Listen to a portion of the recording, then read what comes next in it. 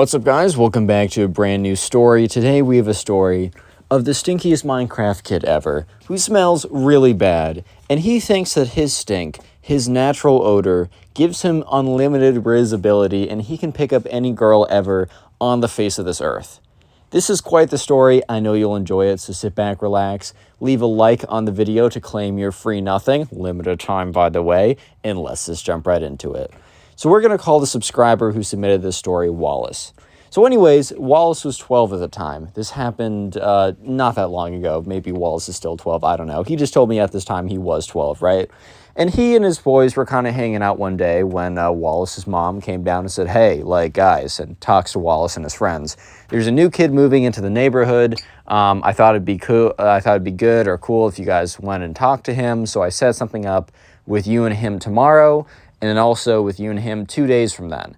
Basically, the plan was that Wallace and his friends were going to go over to this kid's house, get to know him a little bit, and then the next day they were all going to go to the mall together, as that was a thing that Wallace and his friends enjoyed doing. So Wallace and his friends really had no objection to this. We're just going to call his friends Ben collectively. Like, I'm going to refer to them both as Ben because they don't really have any like qualities in the story that they need to be separated by. So we're just going to call them both Ben. But anyways, we'll say Wallace and his friends, and I'll say Ben if necessary. Wallace and his friends had no objection to this, as they thought, okay, well, that's cool. New person. No, maybe he's cool. And worst case scenario, he's not, and we're just not friends with him. Like, we'll figure it out pretty soon. So anyways, fast forward to the day where Wallace and his friends go over to this guy's house. And this was the beginning of the end, man. This is where things, they only went down from here. So anyways, they're driving up to the house, and Wallace's mom drops them off and says, doesn't plan to stay as she has to go and do things. And they're basically going to be stuck at this guy's house for 2 hours, which, you know, doesn't sound bad. I mean, especially if you like the guy, or at least you could like the guy, that's probably a good thing because, you know, you're spending more time with your friend. However, this was about to be one of the hardest experiences of their lives. I mean, they're only 12, so it's not like they've went through that much. But anyways, yeah, so they're walking into the house, or they walk up to the house, they knock on the door. The Minecraft kid's mom, we're going to call him the Minecraft kid, by the way. And I have to use this disclaimer all the time just because people don't get it. This is not dedicated towards anyone who plays Minecraft. I think it's pretty clear that I enjoy the game, or at least used to enjoy the game a lot when I was a kid, as shown by the background footage I'm using. Look, the term Minecraft kid, it isn't really even meaning you like Minecraft. It almost means the one that is someone who is embodied by Minecraft, wearing the same creeper hoodie every single day, being on Discord 24/7, and having the hygiene of a Discord mod. That is basically what I mean by Minecraft kid. I don't mean you just like Minecraft. So just stop being mad in the comments and use your common sense for 1 second. So all I ask is 1 second. Anyways, they walk up to the house, and the Minecraft kid's mom greets them at the door, lets them in. Wallace's mom leaves as soon as she sees her kids or her kid and his friends go into the house. They enter the house, and the Minecraft kid's mom says, okay, well, the Minecraft kid's actually upstairs right now. He's in the middle of one of his little gaming sessions. I'm sure you boys know what it's like to be in the middle of a gaming session and have your mother interrupt it. I'm sure it's the worst. They all kind of look at each other like, I guess, bro, like, all right. Okay.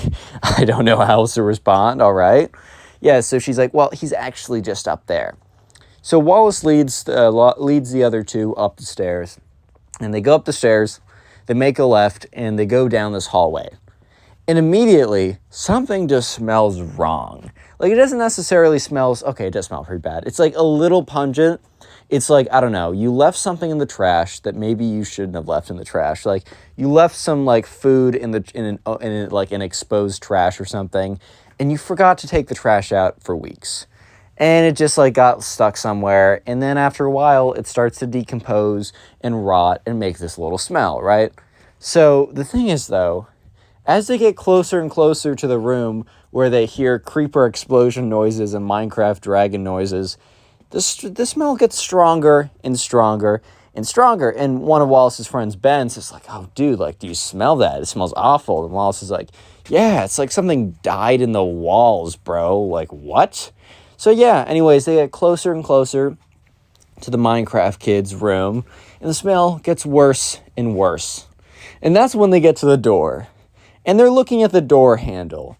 Thankfully, right, it was a push door. You didn't have to pull it to open it. Because looking at the door handle had all this crust and grime and sludge and probably just like just Cheeto dust that's been molding because it's been there for 3 years. It is the most disgusting thing ever. And also the door somehow has like sludge all over it, which, bro, I get it if you're messy. My room's not always looking the greatest. I try and keep it as clean as possible, but we all have those days where you just forget. But dude, how does it get so bad that the door gets gross? Like, how do you get to a point where the door is getting gross? So I know I've said up to this point the hallway smelled pretty bad, but it was nothing for what they were about to experience. So Wallace, Alex is the name of the last guy, Wallace opens the door, not with his hand, he literally uses his foot to gently push open the door. And when I say jump scare warning, there should have been a jump scare warning for Wallace and his friends, because boom, he gets hit in the face. Not hit in the face with anything physical. It's not like a ball was thrown at him or shot with a Nerf gun or something. Not like the Minecraft kid was playing a prank on him. It was a wall of stink. It was a wall of stench. It was the most foul. It was the most putrid. It was the most disgusting. It was the most egregious smell they have ever smelled in their lives. They've talked about this after the fact, and they all agreed that nothing has ever smelled this bad. Not even close, right? So it's as if, like, I don't know, something died in the Minecraft kid's room, and it was just literally rotting away in the middle of the room. It was as if the Minecraft kid went to the bathroom primarily in his pillow and slept on his pillow every single night. It was as if insert the grossest thing ever that would smell terrible and then just apply it to the smell of this room. This room was terrible. And not only was it terrible, there was crap all over the floor. It was there was flies all in the room. It was disgusting. It was the worst room they've ever stumbled upon. And the kid rolls around, or not rolls around, but is in his spinning chair, spins around, is like, "Hey guys, my name's Minecraft Kid." Actually says his real name, but we're going to use Minecraft Kid. He's like, "Hey guys, my name's Minecraft Kid. What are your names?" And, what do I call him? Wallace. Wallace is like, "Hey, I'm Wallace. That's Ben." And points to his other friend. That's Ben. Maybe they had different names, but for the sake of this, it's nice to meet you. We're the friends in your neighborhood. Minecraft Kid's like, "Okay, cool. If you guys don't mind, I'm going to get back to my Minecraft game." And he literally turns around and he just goes back to, like, clicking. And, like, they're looking at his keyboard and mouse. His keyboard is basically a flat surface. It's a flat surface because there's so much gunk and crap in between the keys that there's almost no physical divots. It's just like a flat edge. It's just a flat surface because all the divots where the keyboards are just filled with, like, gamer gunk, and it's disgusting, right? And his mouse, too, was sticky. Like, his mouse, like, when you click down, it, like, stuck a little bit, which he was complaining about, like, "Man, my clicks per second are actually not that high. I don't know why." And they just hear that was like the mouse sound, bro. It was not good. So yeah, they walk over. First of all, they were just like, at this point, Wallace was just like really proud of his friends for not projectile vomiting or just collapsing on the ground. Right? He was very proud of them for not doing that, just by the sheer smell of the room that they entered. Very, very proud. Extremely proud, actually. So they walk in, and they see just like 1,000 Monster Energy cans sitting on the desk. And I know that there's some Monster Energy fans in here. Guys, please. It's not good for you, man. Look, live your life, and I'm about to make people mad, but bro, please limit yourself. That stuff is not good. You're basically snorting seed oils and red dye number 40. I know those two things are not in Monster Energy, but it's the health equivalent of doing that. But you can do what you want. Just look, in general, do things in moderation.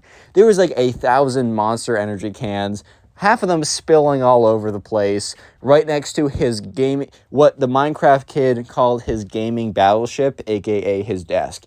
And he was just like clicking around. And he was sitting in, like, the squatting. He was, like, sitting very weirdly. He's sitting, like, I don't know if you guys ever saw Death Note, but you know L from Death Note? It's, like, literally the only anime I've ever watched. Anime just isn't really my thing.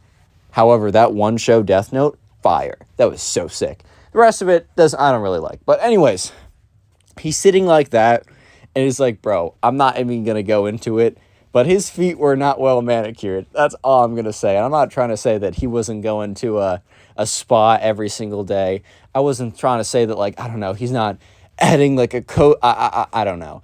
Let's just say that things were not looking great down there. It says, I don't know if you guys have ever been to the pool when, like, an 80-year-old grandpa walks over and, like, he's got his dogs out, and you know that he doesn't have the ability to bend over and, like, clip them or whatever, and his dogs are just the worst things you've ever seen. Like, they might be the worst things you've ever seen. Like, they're big bad.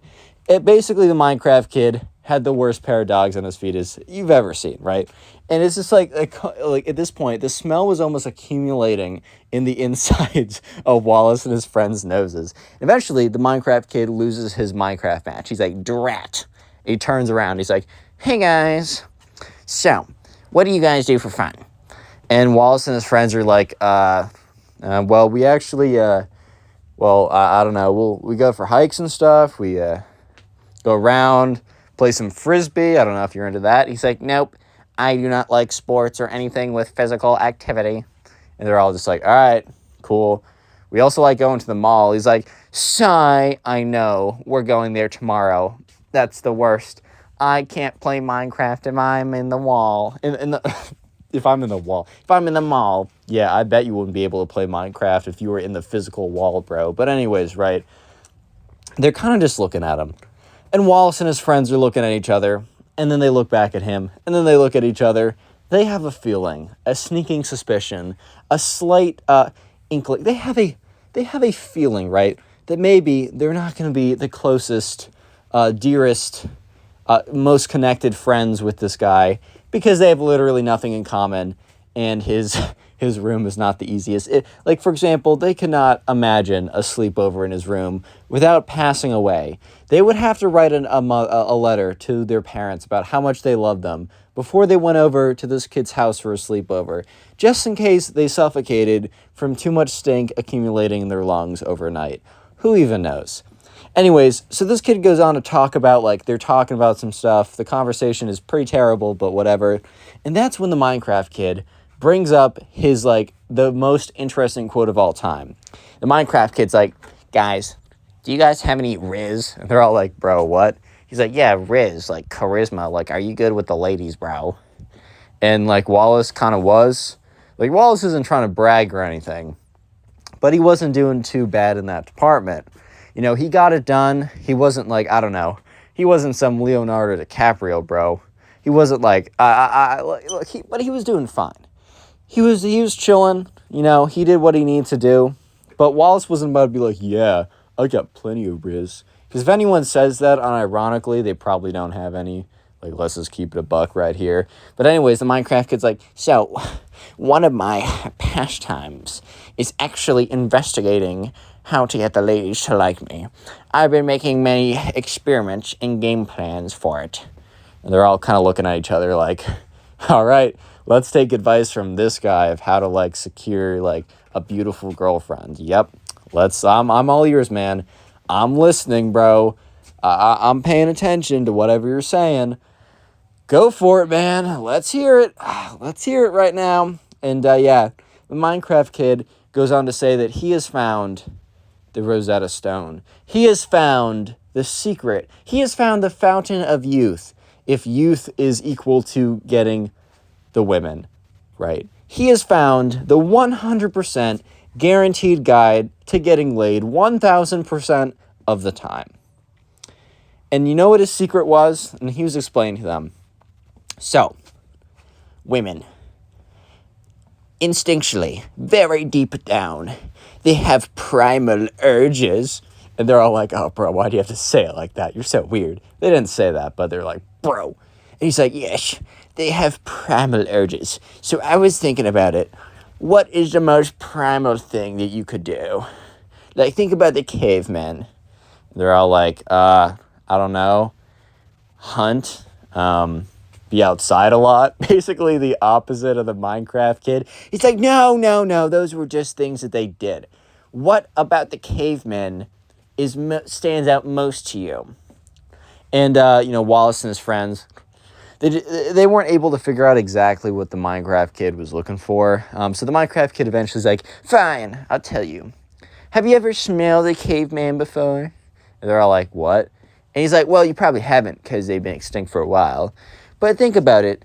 Do you think the cavemen ever showered? And they're all like, what, bro? He's like, yes, think about this. The cavemen never showered. The cavemen are old-fashioned. Women's natural instincts will bring them to want to go back to their roots. Cavemen are their roots. Therefore, I should not shower, and I have ultimate riz because of it. At this point, Wallace was just like, bro, you gotta, ain't no way, bro. There is no way. There is simply no way that this is how it's going down. Real quick, if you've made it this far into the video, comment Minecraft down below. By the way, these videos will be on Spotify, and also short form videos will be on TikTok, and all the other links to submit stories to my Instagram and Twitter. All that stuff will be in the description of the video. Finally, if you want to support the channel, the best thing to do is first, finish this video all the way till the end, and then when you're done with the video, go ahead and watch another one of my story videos. A great way to do this is the Storytime playlist in the pinned comment down below. Anyways, let's get back to it. So anyways, Wallace and his boys are looking at each other like, did bro really just say that because he doesn't shower, that he is going to have ultimate riz and get all the ladies to love him? Yes, the Minecraft kid literally just said, oh, okay, because I don't shower and cavemen didn't shower and women have instincts, therefore I am irresistible to the ladies, guys. You should listen to me. I know what I'm saying. Like, bro, you can't be serious right now. And yeah, Minecraft kid was serious right now. And yeah, so Wallace and his friends kind of look at each other. It's basically an in real life try not to laugh challenge. Because this is a pretty difficult try not to laugh challenge. Wallace is not gonna lie, but he's like, Wallace gotta ask the pressing question. Has it ever worked before? Because here's the thing. You know you got that friend who has all the he's always giving the most advice. Bro's always dishing out the most advice when it comes to the ladies. He's saying, man, you gotta do this. You gotta do that. If you're not doing this, you're an idiot. If you're not buying my How to Get the Ladies course, you're a fool, right? They're always saying the most. And then you ask them, when is the last time you've actually had a good interaction with a woman? And they're all like, well, so I've actually been working on my shelf recently. Dude, if they say that, that just means, like, not the last forever. Last time they saw You Know What was the last time they came out one, bro. That's all I'm trying to say without getting demonetized. But anyways, right? So, sure enough, Wallace is like, hey, has this ever worked? And the Minecraft kid's like, well, actually, I've been honing my stink for so long that I've not spoken to a woman in, I don't know, 5 years. Dude, they were like 12, by the way, bro. By the way, riz to them meant like talking to a girl and holding her hand was like 20th base. Like 25th base was holding her hand. And they were legit scared to hold hands because they're like, bro, what if I hold her hand too hard and the stork comes with the baby, bro? Oh my God. Anyways, right?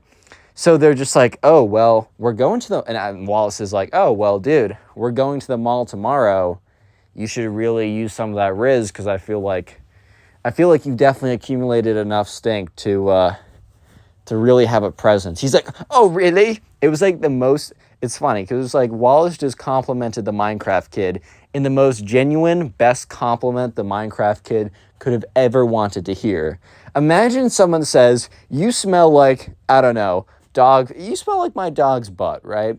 And you're just like, oh my God, bro, you really mean that? Do you really mean that? Yo, that means so much to me, bro. Thank you so much.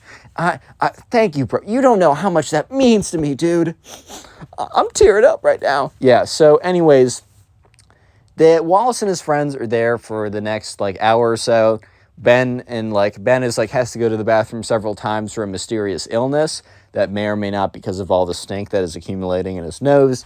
They eventually get picked up, and when Wallace sits down in the car, his mom's like, oh, God, what the bro, what? You all smell so bad. Like, Wallace's mom was super blatant about the fact that they smelled bad. And that's when Wallace and his friends realized that just by standing in this kid's room, they basically got sprayed by a skunk. They basically dove into the dumpster. They basically decided to just go to the bathroom in their pants and not even care about it at this point. So yeah, they had to explain to his mom that it wasn't them just like, I don't know, peeing their pants and letting it marinate for an hour. It was the fact that the Minecraft kid had certain behaviors and tendencies that maybe did not align with peak cleanliness, with peak, hygiene, with peak smelling not terrible. So yeah, after explaining to his mom that the Minecraft kid did not smell so good, his mom's like, oh, well, you know, boys, I can always try and make up something to get you out of the play date tomorrow if you're really thinking about, like, if you really don't like this kid. And Wallace is like, look, I don't think we're going to be friends long term. We have nothing in common. I don't really have a lot of respect for him. All he does is play video games and accumulate stinks by, I don't know, peeing his pants or something and letting it marinate for 8 hours while gaming and playing League of Legends. However, he did say that he was going to pick up a girl tomorrow. And Mom, I don't mean to be a jerk, but I really want to see that. His mom gives him a look like, bro, you're being mean right now. Because we all know this kid is not going to be picking up the ladies. And he's like, eventually the mom's like, okay, fine. It's going to be easier to let you guys go. Just don't be mean. And they all agreed. So anyways, the next day came around. And Wallace's mom drove Wallace, Ben, and Ben over to the mall. And they got out. And Wallace's mom's like, okay, I'm going to be back in an hour. Like, I'm just going to say I have to get you guys early, but don't be too mean. I'll be back. So anyways, right, they walk in and they sit down at, I don't know, there's this little bench or whatever in the mall. And it's a place that they normally meet. And they got the kid's Snapchat or number or whatever, and somehow they text them, right? They're like, hey, we're at X location. And eventually, after 5 minutes of waiting, they see the Minecraft kid walking over in the worst outfit on planet Earth. One of the most... It is so bad. And they can... First of all, not even the fact that he has a walking aroma, but it is a... First of all, the creeper hoodie is not bad. You know, when I was 12, not bad, right? Creeper hoodie, not too terrible. However, he was walking over in the creeper hoodie that had massive stains on it. It had massive blotches of crap that he just spilled all over it and never figured out to clean up. And then he also had the strangest pants on planet Earth. They were like anime girls with like making weird faces or something, and it was like black and white. However, those also had big splotches of crap and big yellow marks all over them. And then he literally came in slides with no socks. Look, a lot of people walk around, and a lot of people I respect. They got the slides on, and they don't have the socks on. And I gotta talk a little quieter so that I don't offend anyone in my suite. But I just don't suggest doing that. And especially if the dogs are not well taken care of. And the Minecraft kids' dogs were very much not well taken care of. They were definitely looking like snakes, bro. They were not dogs, bro. They were snakes. They were coming to bite. They were definitely... The dogs were venomous, bro. It was not looking good. So yeah, he comes in the most atrocious fit on planet Earth. And he also says, oh, by the way, I forgot to say the cherry on top. Bro's rocking a Redditor fedora. He might as well have his Discord mod kitten with him as well. His, like, in real life waifu. No, guys, she's real. Anyways, right, so he walks over, and they all are just looking at him like, oh my god. And this is when Wallace spots two girls who he kind of recognizes from living in the neighborhood, sitting at a table on the other side. And, you know, the kid sits down, and, you know, he's like, what's up, guys? How's it going? And they're all like, good. And Wallace is like, so, you ready to use your Riz yet? He's like, guys, I don't really know. I'm kind of thinking about letting my stink get a little stinkier, but I guess it's up to you guys. And Wallace is like, no. We need to, like, test it now, just so you can adjust it. Like, If it doesn't work, you'll know that you need to smell even worse. He's kind of being a dick there, bro. But he's like, yeah, he's like, if we need to know, like, if it doesn't work to, like, ramp up the rancidness on your stink. Yeah, so, yeah, I think we should do it today. And the Minecraft kid's like, fine. You know, I could be playing Minecraft right now. They're all like, yeah, but ladies, dude. He's like, you know, I have plenty of Discord kittens, by the way. I really don't need the ladies right now, but I guess I will cheat on all my various Discord kittens. I've been told by many people I am basically the Minecraft Andrew Tate. Dude, I'm having too much fun with this story right now. But anyways, Wallace is like, bro, what? And he's like, okay, man, sure, whatever. I don't know how to respond to this. My brain is malfunctioning because what did you just say? But anyways, over there. And he points to these two girls. He's like, you think you can riz them up, bro? And the Minecraft kid's like, dude, there is a 100% chance I bag both of them tonight, bro. They will both be in my crib. They will be on my bed watching me play Minecraft and being like, oh my god, Minecraft kid, you're so good. Sorry. Anyways, Wallace is like, okay, bet. Let's see it. So the Minecraft kid's like, okay. Steps up. Starts like walking over. Walks over to the table. Looks like he's about to walk past them. It's very weird. And he walks past them. And Wallace turns to his friend and is like, bro, is this guy not pursuing the is he dipping? Is he not going through with it? And the Minecraft kid he doesn't walk past them. He walks around them. He starts circling their table. And then he starts running around their table. And then he throws his arms back and he sonic dashes around the table.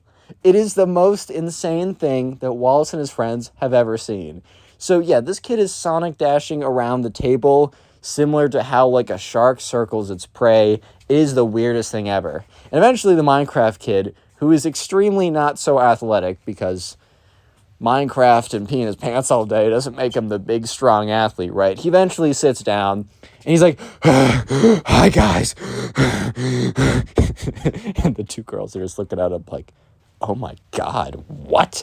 And he's like, hey, guys, what's good? My name is Minecraft Kid. And, you know, at this point, Wallace and his friends are sitting close enough to overhear the whole conversation. And they're just like, what? Yeah, the two girls are just not having it right now. He's like, so, I wanted to know what you thought of Minecraft boys. Are you, like, into the e-boys? Because you could say that I'm an e-boy like that.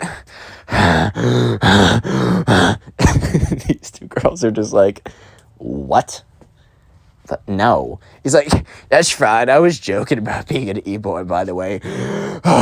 Yeah, it's totally not me. I'm like the opposite of that in a super sexy way. And these two girls are just like, bro, what is this kid on right now? And Wallace and his friends, they're dying, bro. They were trying to, they just failed the try not to laugh challenge. One of the Bens basically falls over in his seat, is on the ground, is on the dirty mall floor, but he doesn't care, bro. Because he's watching the craziest thing he has ever seen in his entire life go down. And he's trying to hold it together, and he's not doing a good job, which I can't blame the man. I wouldn't be able to hold it together well either. And Minecraft Kid's like, so, with that all being said, which one of you girls coming back to the crib tonight? And they both look at each other. And then one of them is like, oh. And look, Wallace is like, oh no. And one of them's like, what's that? Oh, what's that? Oh. It gets up. One of the girls gets up, runs to the nearest trash can, and literally vomits into the trash can. She must have been really faint of stomach, right? Or she must have had a really sensitive stomach because, the smell was really, really bad. But to actually vomit over a smell is pretty intense. So this girl must have just happened to had a really weak stomach, or maybe really was on the cusp of vomiting anyways. But yep, she got up and she was just like puking into the trash can. So the other girl sees this as a perfect opportunity to escape the Minecraft kid. And she gets up and she's like, oh, I have to go talk to my friend. Sorry, goodbye. And Wallace walks over to the Minecraft kid and is like, oh, no. Maybe the stink's a little much right now. And the Minecraft kid's like, no. You guys don't understand. You didn't hear what was going on. You weren't catching on. You weren't signaled into the primal vibes like I was. I was luring them in. They were feeling me so hard until the other girl just happened to be sick. It's probably like all the hormones that were going through her body when she was smelling my smell. Just too much for her, man. She just couldn't handle it. I think I'm actually going to increase the smell so that the hormones will be so strong that she just immediately comes back to my crib.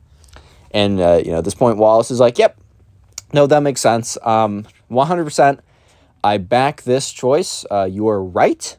100% right. Correct. I stand by what you were saying. Minecraft kid, you go. Yes. And, eventually Wallace's mom picked them all up. And Wallace had quite the story to tell. Click on the video on screen right now. I know you'll enjoy it. Just click it. Do it. How's it going, everyone? I hope you're having a good day, because today I have a story of betrayal. Today I have a story that is probably the biggest emotional roller coaster I will ever take you on with any of my stories ever. This is probably one of the best and the most interesting, and at the end, one of the saddest and most unfortunate stories I have ever told. So I suggest that, you find somewhere comfortable, maybe turn on a video game or start doing some artwork or something, or do something, because this is going to be quite the experience. Subscribe if you're new, and let's call the subscriber who submitted the story Kevin. So Kevin was dating this girl, Sarah. Sarah and Kevin had been dating for 4 years. At the time of this story, Kevin was a senior in high school. They started dating at the very end of 8th grade. Back then, Kevin and Sarah were very different people. Kevin and Sarah were, they were both very young. They were, very happy. They were full of life and all of that good stuff. And Kevin had more or less changed for the better, I would say. He described himself as becoming kind of more responsible, a bit more confident, a bit less juvenile. However, he still kind of said that he tried to keep his fun side. He tried to keep try to keep that good side of him. However, over those 4 years, Kevin saw a change in his girlfriend, Sarah, a change for the worst, unfortunately. Sarah kind of, developed the mean girl's personality. Sarah didn't really care about any of that stuff when they first met in 8th grade. But over the years of high school, Sarah found a clique of girls, and those clique of girls kind of, built her down in a sense, and she built them down. And they definitely didn't build her up, or I guess tear her down. You didn't build her down, but essentially, right, Kevin noticed that over time, Sarah became more and more caught up in, drama and stuff that was really just unnecessary and petty, and that Sarah would, start to talk more and more, harshly about her friends, the people that Kevin thought, that Kevin saw her hang out with all the time, and really just kind of become more cruel and mean. That's something that just happens sometimes in high school. High school is a tough time, and, sometimes, people fall for the allure of being popular at the expense of their soul, in a sense. And that's a bit of an exaggeration because, dude, it's high school. After high school, a lot of people become chill again. But, Kevin was starting to feel, a little strain in their relationship. Sarah would, they would get into more fights and arguments. However, Sarah, which Kevin assumed was just to make sure that she saved face with, kind of her popularity and status, because Kevin was a somewhat popular football guy in the grade, that Sarah would refuse for them to ever break up. And Kevin never made an actual, attempt to break up. He kind of just assumed that before they went off to college, that they would be all set. Not that they'd be all set, but they would mutually agree to go to different places because they were not planning on going to the same college.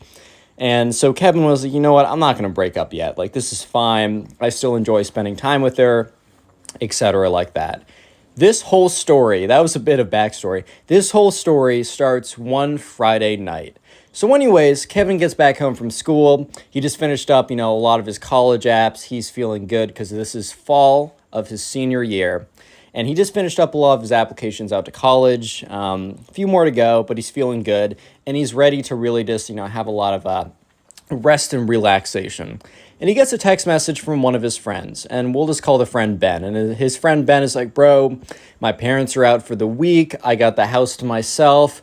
I'm having a pretty crazy rager over at my house tonight. Party starts at 9, goes till when the last person leaves. I'd love for you to show up. And, Kevin responds, yeah, dude, of course, love to go. Like, yeah, that sounds great. And, Kevin, he's a little excited. He's going to be able to see his friends again. I mean, he's seen his friends, but, see them in a less formal, setting, like school or something like that. So Kevin gets all ready and, he gets his stuff together and, he gets in his car and he drives over to the party and he gets there around 9:30, 9:45. And, he's greeted at the door by Ben, his friend. And Ben's like, dude, Kevin, so excited for you to make it. Like, this is great. Welcome, come on in. He's like, oh, yeah, your girlfriend Sarah's here, too. And he's like, oh, really? He's like, yeah, she kind of just showed up. And that was a little weird to Kevin because Kevin sent her a text, you going to Ben's party? And she said no. So, Kevin goes in there, starts talking to people, and sees Sarah, and goes up to her. And he's like, hey, I didn't think you were coming. And she's like, well, I'm allowed to change my mind. Am I not? And Kevin's like, yeah, of course you're allowed to change your mind. Of course. I just thought you would tell me because, it's kind of implied that I was coming. And she's like, yeah, well, I decided to come, and here we are, so might as well enjoy it. And Kevin's like, all right, yeah, that's fine.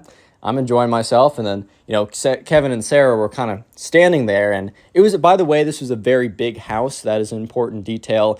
This kid had, pretty loaded parents, so they had a pretty big, crazy house, a backyard with a pool and all that stuff. And, Kevin and Sarah were kind of standing there, and Sarah's like, can you go, talk to your friends or something? I want to, walk around and talk to people. Kevin's like, well, I could walk around with you. And Sarah's like, you know how that never works with my friends. You know how us never works, in a group, my friends and you. It just doesn't mix that well. You have plenty of friends here. Why don't you go off and talk to them? Kevin was a little bit like, okay, whatever, fine.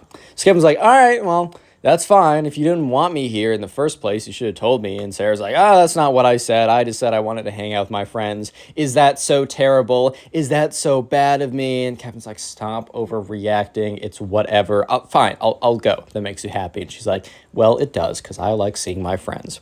So Kevin goes over and he talks to some of his guys, and, he's like, yeah, so this is, how's it going, everyone? How are college apps? All that kind of stuff. And they were like, dude, it's crazy. This is ridiculous. I don't know why it's so hard. I don't know. Stuff like that. And, that's when Kevin sees his older brother, older by 6 months, right? Mike walk in as well. So Mike is the older brother. However, since there's only a 6-7 month differential, they're in the same grade. They just don't share a lot of classes. So Mike walks in.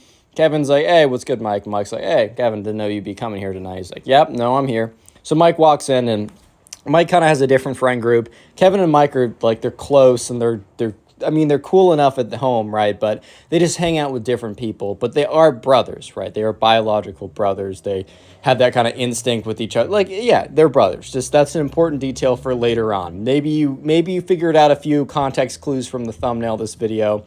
But anyways, right? So, Mike goes in and just disappears into the party, and more people start showing up. They start piling in. The party starts getting denser. There's a lot of people in every single room. And that's when Kevin, goes to the bathroom, and that's, when he's done in the bathroom, he opens it up, and his friend Ben is at the door. He's like, dude. And Kevin's like, what? He's like, dude, I don't know. There's something really weird going on. And Kevin's like, bro, what's going on? Because at first Kevin thought oh, maybe someone brought something they shouldn't have here, or maybe there's a fight breaking out or something that, since he's kind of a bigger guy, he'd be able to help and go handle. And he goes up, he's like, dude, what is it? I'll help. And, Ben's like, bro, this is kind of weird. I don't want you to get the wrong message from this. I'm just looking out for you. He's like, are you, Mike, your brother and your girlfriend, are they close or something? And Kevin's like, not really. She's come over to my house twice, and they've talked a little bit, but, and Ben's like, well, I don't know. They're just talking a lot right now. It's kind of weird. It's just a little weird. I don't know. Maybe it's not. And Kevin's like, well, I appreciate you looking out for me. But look, that's my brother, that's my girlfriend. they probably are just talking about me or something, like talking about how I'm such like an idiot or some kind of conversation like that. I mean, that's pretty standard affair. I appreciate you coming over and like making sure everything was okay though. Like, you're a good host, Ben. Go back and have fun. And Ben's like, okay, oh sure. Your wish is my command. I'll go back and have fun. So Kevin doesn't really think anything of that at all. And he goes back around and he's talking to his friends, and life is good for about another hour. And that's when Ben comes up to him again, and it looks like Ben saw a freaking ghost. Like, his face is all white and freaked out, and Kevin's like, bro, what happened? And Ben's like, dude, and Kevin's like, bro, spit it out. Just tell me, like, what do you need help with? And Kevin's like, or Ben's like, and Kevin's like, dude, come on, like, you're starting to worry me. And Ben turns to one of, like, the friends next to Kevin. He's like, can I talk to you for a second? And, Kevin turns to his friend. He's like, dude, what? And his friend's like, dude, I'll figure out what's going on with Ben. I'll be right back. So Ben takes Kevin's friend aside, and he's, like, whispering to him. And Kevin's friend, who he's talking to, his, like, mouth is, like, just drops. And Kevin's like, bro, spit it out. Tell me, why do you need to go around telling other, like, this is... So Ben and the friend come back, and the friend's like, ooh. And Kevin's like, bro, spit it out. Is it really that hard? Just tell me what's good. And, the friend is like, okay. So what Ben thinks he saw, and then Ben, like, speaks up. He's like, fine, like, this is weird, but I don't know. I just need to talk to someone about this. And Kevin's like, what? He's like, I don't know. There's a rumor that, your girlfriend was going around making out with this guy. And Kevin's like, what? And Ben's like, dude, and the rumor is it was Mike, your brother. And Kevin then starts laughing. He's like, all right, man, I don't know who's, like, peddling these rumors, but that's comical. That's freaking comical. Look, I know my brother. If I have a girl, like, we got a bro code, right? If we're in a relationship, they're not going to sneak in. It just doesn't make any sense. It's like, we have a home together. We need to share a house for at least the next year till we go off to college. He's not going to want that, like, terrible energy. He's not going to want to disrupt the family just for, like, a peck on the cheek. No, that's ridiculous. And, like, Ben is like, dude, I don't know. There wasn't one person who told me that. Like, it was multiple people. Like, the first person that told me, I was kind of like, okay, whatever. But then more people started telling me that there's, like, a video going around too, and that I don't even know. And Kevin's like, all right, well, I appreciate you, like, coming here and, like, tell me about this rumor. I will figure it out, and I will, stomp the rumor out. It's not true. I can tell you that. I'm just going to go find Sarah or Mike and talk to them, and they're going to find it ridiculous. So Kevin, starts walking around. He starts checking from room to room. He goes in the backyard, the pool area. There's a ton of people out there just having a good time. He looks around, and for the life of him, he can't find Sarah or Mike. He goes upstairs, starts looking through, and while he, isn't supposed to be going through, like, the bedrooms or whatever, sometimes you got to check that, hey, man, people do people things. Checking the bedrooms, nothing's in there. He's like, wow, like, did these, like, where are they? So he sends a text to Mike. He's like, yo, where you at? And Mike responds almost right away, home. And Kevin's like, dude, it's like 11:30. Why do you leave early? He's like, just did. And he's like, okay. He sends a text to Sarah saying, hey. And Sarah doesn't respond. And after like 5 minutes, Kevin calls Sarah and it rings out and she doesn't respond. And he's like, what? Like, this is really weird. So Kevin, like, goes back downstairs. He finds Ben, the host of the party. He's like, dude, I don't think Kevin or Mike are here. And Ben's like, bro, I hate to be the guy, but, like, I'm hearing more and more. Apparently there's, like, a video going around. I don't know. And Kevin's like, bro, okay, look, it didn't happen. I guess I can, like, tell you a bit. Like, I don't know how else to say it, but it just didn't happen. Like, I know my brother. I know my girlfriend, like, she can be a little shady sometimes, but the two of them, I know them both well enough that did not happen. Whatever video was probably some girl that looked like my girlfriend and someone who looked like my brother. Look, my girlfriend has blonde hair. My brother has brown hair. You have two faces into each other. You just see blonde hair and brown hair. People are going to come up with things, right? She's a popular girl in the school. I'm a guy on the football team. That would be scandalous. Of course they'd want to make that something, right? It's definitely not. I appreciate you coming to me, but, I don't know. Maybe I should just go home. I mean, Mike is back home. I'm just going to go talk to him there. I'm going to tell him about this ridiculous rumor. We'll probably have a few laughs over it, maybe play a few rounds of COD or something, and just call it a night. Like, you're having a great party. I don't want to kill the vibe. I think I'm just going to leave.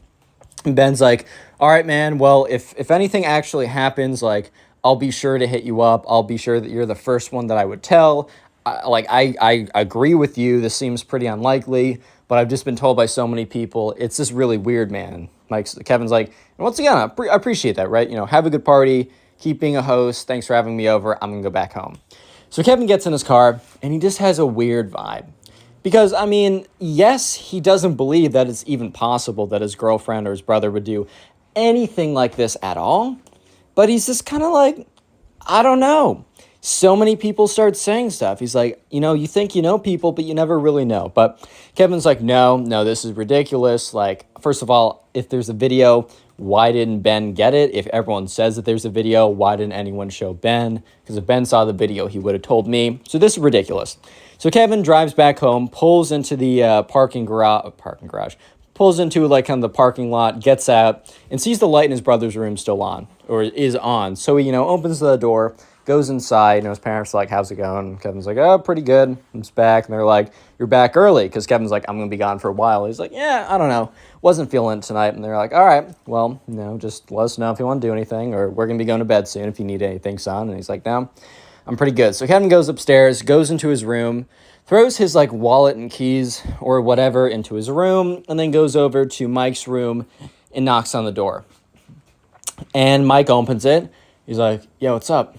And Kevin's like, so, hey, there's just this funny thing I wanted to tell you about. And Mike looks like visibly nervous. And that made Kevin feel weird. He's like, why is my brother geeking out right now? That makes absolutely no sense. This is weird. This is making me uncomfortable, but whatever. He's geeking out for some reason, but fine. I mean, I don't know. Maybe he's just worried about stuff. So he goes in, and he's like, dude, Mike, you're not going to believe this. Ben came up to me, and he says that all of these people have claimed to see you and my girlfriend making out, right? And that there's a video going around. And Kevin's like, yeah, it's the craziest thing ever. I thought it was pretty funny, and I'd tell you about it. And Kevin just looks at Mike's face, and Mike is not making eye contact with him. And that's immediately when Kevin knew that something was messed up, that something was wrong. Because his brother was not making eye contact. I mean, I don't make eye contact with people all the time, right? But his brother was avoiding eye contact. He was minimal response. And then Kevin is kind of like, that's just a story, right? That's just like a little funny rumor going around. And Mike looks up. And when they make eye contact, Kevin knows for a fact it is not a rumor, it is not a joke, and it was legit. And Kevin doesn't say anything. Because he's just like, oh my. Like, there's no way. And Mike's like, bro, like, I didn't want you to find out like this. Like, I know that, like, you and Sarah broke up 2 months ago, and it's still tough. And, like, even if you have been broken up for years, I should have never done anything with her. Look, I broke the bro code, even though you guys aren't dating anymore, and it's been a little while. I shouldn't have done anything. That's on me. I don't know how to make it up to you. And Kevin's like, wait, broke up? Mike's like, yeah, you and Sarah broke up 2 months ago. And Mike's like, oh, says who? And Mike's like, says Sarah. Oh, says Sarah. And Kevin and Mike just look at each other. And Kevin's like, so you did make out with Sarah at the party?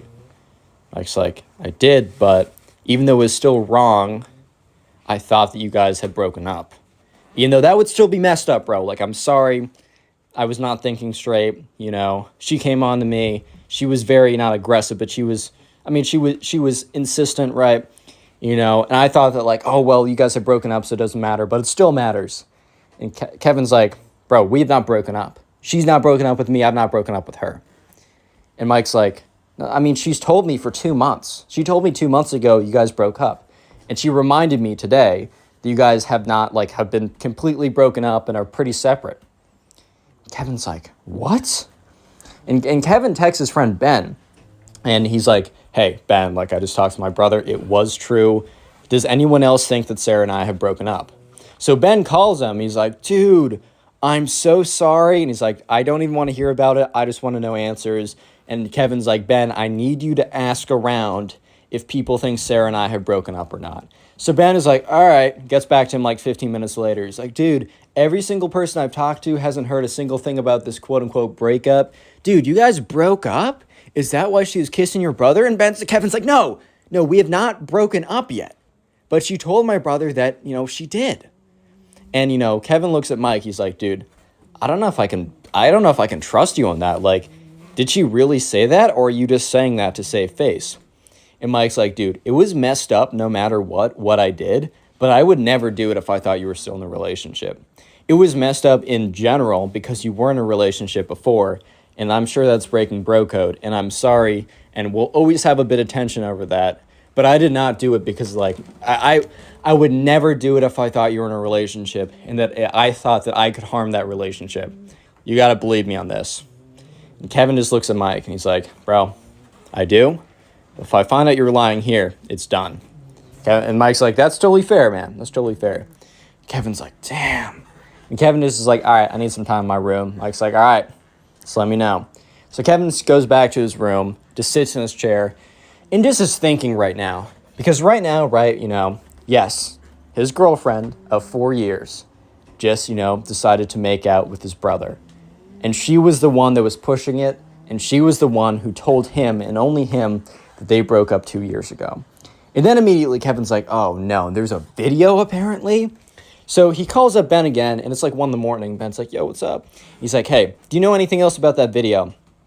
And Ben's like, yeah, bad news. Like, apparently, that girl, Stacy. And Kevin's like, yeah, Sarah's annoying friend. Yeah. He's like, dude, she filmed the whole thing. She was like giggling or whatever. She put it on Snapchat. Dude, that thing was screen recorded so many times. It's sent around everywhere. Like, bro, it's bad. Kevin's like, there's no way. Like, there's no way, dude. Like, why me? What did I do? Why? Right? So immediately, Kevin's like, all right, well, let me just text Sarah. Let me just get her side on this because I don't know what side she could have had. But yeah, let me figure out what her side is. And, Kevin goes on Snapchat to go see, like, is she on? Was she on, like, a minute ago or something? And he sees on one of these girls' private stories that he happens to be, like, kind of friends with in his class. He clicks in. It was the video. That video was spreading like crazy. It was ridiculous. And, Kevin watched it, like, 20 times. And it was heartbreaking every single time. It didn't get easier. In fact, every time it probably got worse because the first few times it felt like, oh, well, this isn't a real thing. But no, it was 100% real. And Kevin's just sat there and, like, put down his phone for a second. It's like, do I even really want to know why? Like, do I even want to, like, should I just, like, send a text saying, yo, we're done and just never talk to her again? Or do I want to, like, put myself through figuring out why and then breaking up with her because this is ridiculous? Real quick, if you made it this far into the video, comment Kevin down below. I don't normally use the names from the stories as the secret word, but today we are, so comment Kevin if you made it this far into the video. And if you want to support the channel and help the channel out, all you got to do is at some point, maybe after this video or maybe later when you're playing a video game, drawing some artwork, or maybe when you're about to go to sleep and you need help going to sleep, sit down and watch a bunch of these videos, maybe 2 of these videos, 3, 4, 5, however many videos in a row. And make sure to go down and comment down below what you do while you watch these videos. And also, how many videos have you watched today? I really want to know. I'll heart a bunch of comments. I'll reply to a bunch saying thank you. And just a big thank you to everyone for supporting the channel recently. I got a bit of an upgrade in the gear I'm using. I got a better phone. I make my videos on my phone. Mic's a little bit better. I think we're doing 1080p for most of my videos instead of 720. The gameplay isn't looped anymore. We're getting somewhere. Anyways, let's get back to the story. Things only continue to get crazier, so make sure to stick around. So anyways, Kevin calls up Ben, and it's like 1:30 in the morning, and Ben's like, yo, what's up? And Kevin's like, hey, like, is your party kind of done? He's like, yeah, everyone's gone. I'm just cleaning up.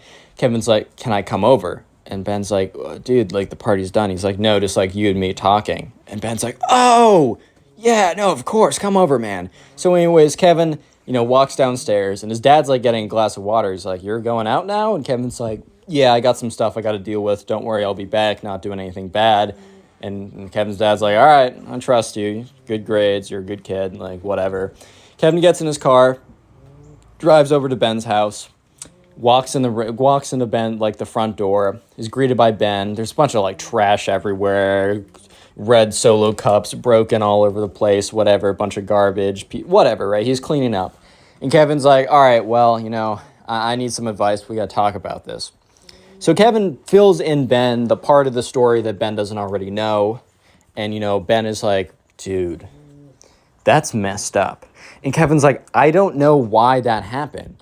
I don't know why, out of the blue, instead of breaking up with me first, she decides to convince my brother that we broke up and then seduce him, right? And then she must have known that her friend was taking a video. In fact, I don't think her friend would have taken a video and posted it without her explicit, not just consent, but, her telling her to do so.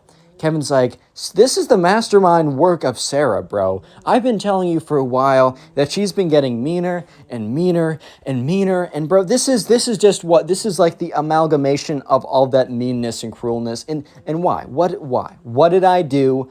Look, I'm not the perfect boyfriend. We get into fights sometimes, but I'm fine. I don't do anything. I've never cheated on her.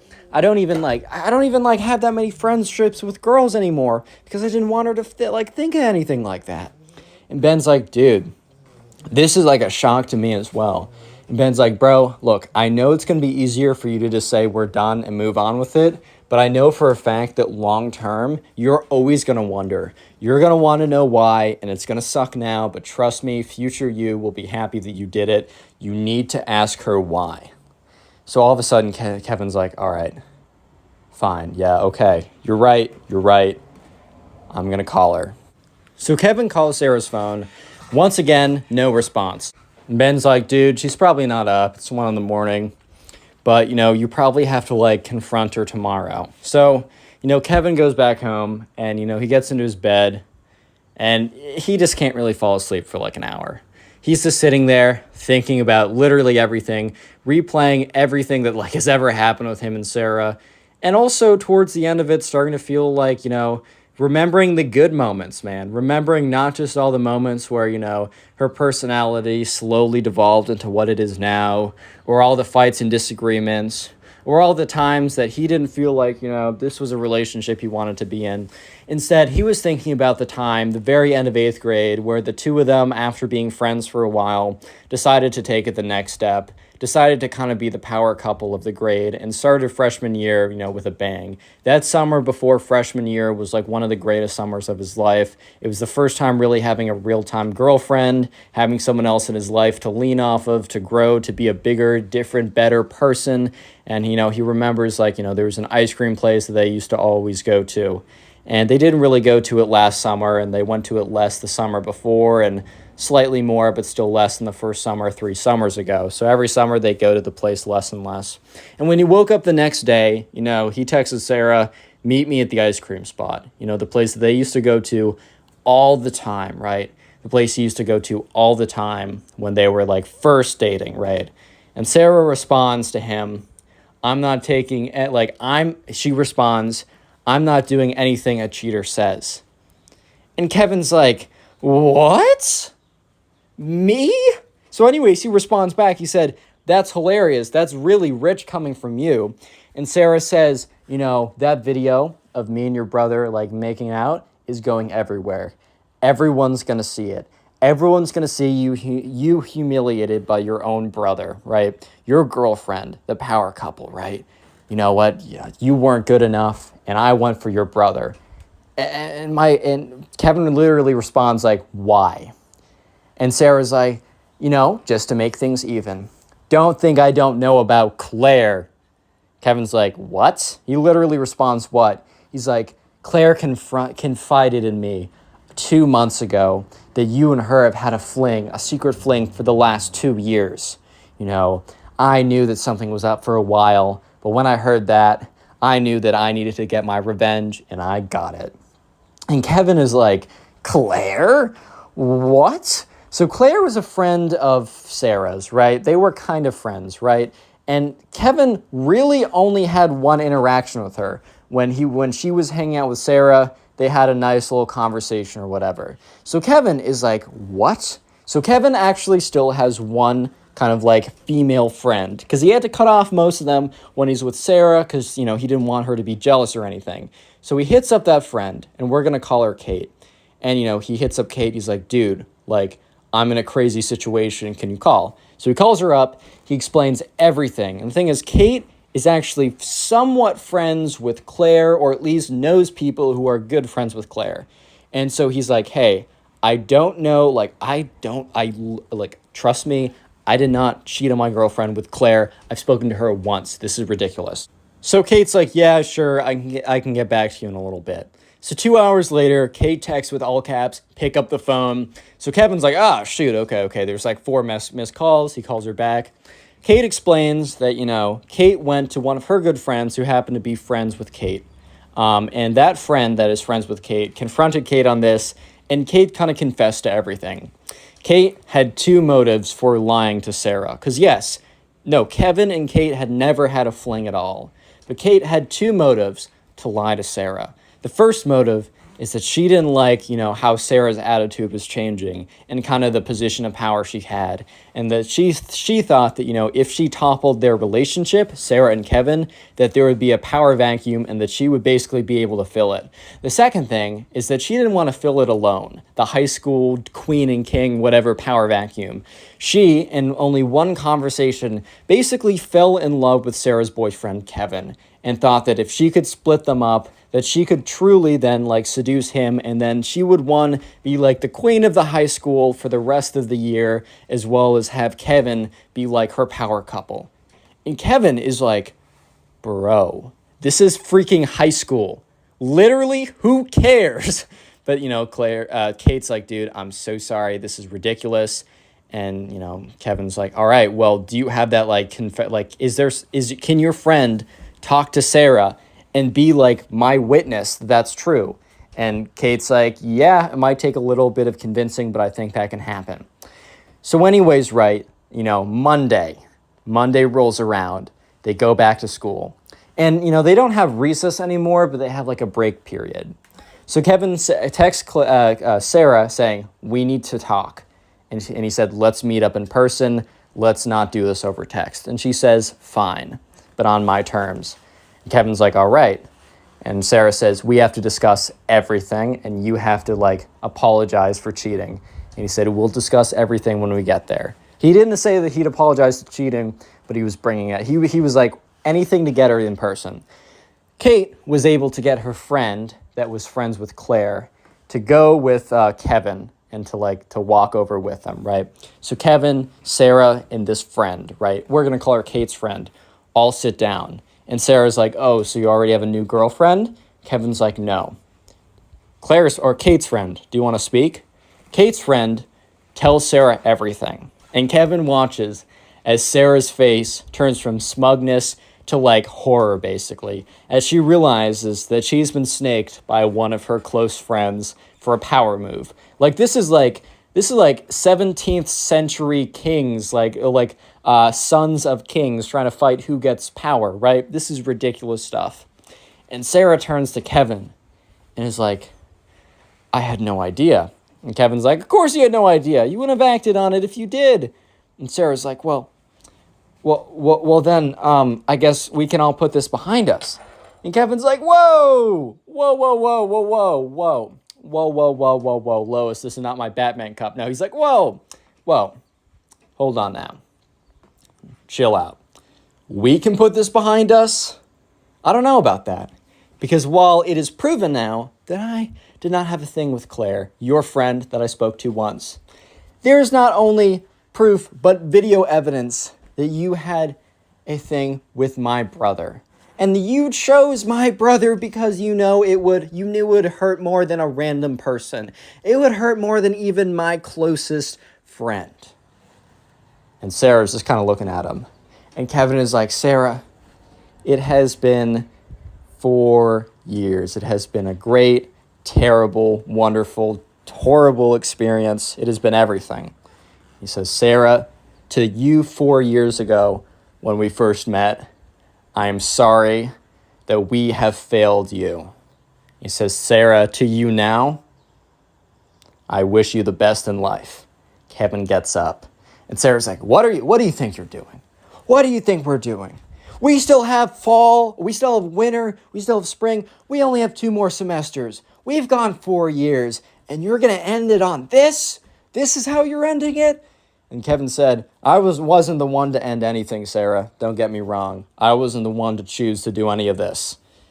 Kevin just walks away. The aftermath is Kevin, and Sarah, and they break up. There's a whole ton of bickering going on with Sarah and Claire and a lot of infighting. But Kevin doesn't even pay attention to any of that. He doesn't involve himself, and he doesn't even know what happened because he doesn't care. All Kevin cares about is finishing up, a really good high school football year, applying to colleges. He got into one he wanted to, and having a good time with his friends. And, he had no more relationships or anything like that. And by the end of the year, when they were having their kind of last moments as a class, Sarah went up to him and, and Kevin's like, hello there. They had not spoken really since that day for like months. They had like seen each other and kind of like nodded or something. And, Sarah was like, didn't say sorry, didn't say anything like that. Sarah just went up to him and said, do you remember at the end of 8th grade, when you asked me out? And Kevin's like, yeah, no, I do remember that. And Sarah's like, you remember how, you started choking on something midway through asking me out? Kevin's like, bro, that's embarrassing. Sarah's like, I know, that's why I'm saying it. And remember that ice cream place we used to go to? And Kevin was like getting really wistful at this point. He's like, yeah, Sarah, that was the best summer I've ever had. Sarah was like, me too. Sorry it went down the way it did. And Kevin's like, I'm sorry it did too.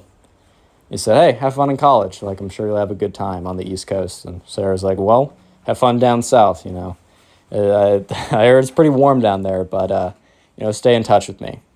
Kevin and Sarah did not stay in touch, but that's just how things happen when you say stay in touch with me with people. Just a little life lesson. Most of the people in high school at the very last day, you'll say, stay in touch with me. Oh, we're going to be best friends. No, you won't. You'll stay in touch with like 3 or 4 people.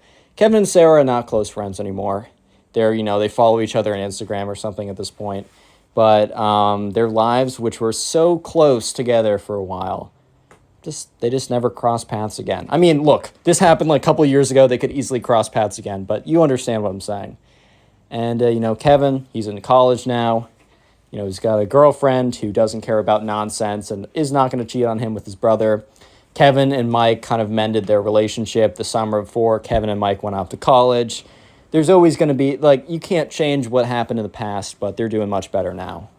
And, Kevin submitted the story to me, and he thought click it'd be an on the video interesting on one to screen tell. right now. I know agree. you'll enjoy it. Just click it. Do it. What's up, guys? Welcome back to a brand new video. Today, we have a story of an incredibly spoiled brat who ends up knocking out his teacher for the worst reason ever. I mean, there's never really a good reason to knock out your teacher in class, but this was just the goofiest thing ever. I know you'll enjoy this story as it's a pretty crazy spoiled kid story. So yeah, sit back, relax, and let's get right into it. And of course, leave a like for your very own free nothing. So we're going to call the subscriber who submitted this story Teddy. And we're also going to call the kid in Teddy's class who is the spoiled brat. We're just going to call him a spoiled kid or a spoiled brat. Whenever I give him a name, it always gets kind of complicated. So anyways, this kid in Teddy's class was just known as the spoiled kid. He was just known as the kid who was just very entitled. His parents had a lot of money. He was always given everything like that. But he just embodied being super entitled. He just embodied being super spoiled because he was super spoiled and he was super entitled. And this all started one day when there was a new girl in class. So this girl, this is 7th grade, so they've been going to the same school with the same people forever. But whenever someone new moves into the neighborhood, they obviously join the high school. And so there's a new girl who moved in over the summer, and we're just going to call her Kate, because that's the name I use for basically everyone at this point, or any girl at this point. So yeah, Kate's the new girl. She comes in, and immediately, spoiled kid, who has zero charisma, or riz, as you guys might call it, has zero charisma, right, has zero play, has zero riz. He immediately decides that he's the one to make the move.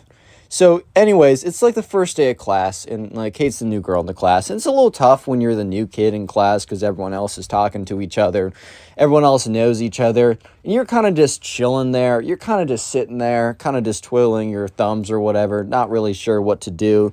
But anyways, immediately, like within, I don't know, as soon as like class began, the spoiled kid went over and sat right next to her, which she had no problem with because, I don't know, when I'm new and someone makes like a move to be friends with me, I'm very happy with that, you know? And she probably just thought that, like, I don't know, he's being nice because he knows that I'm new.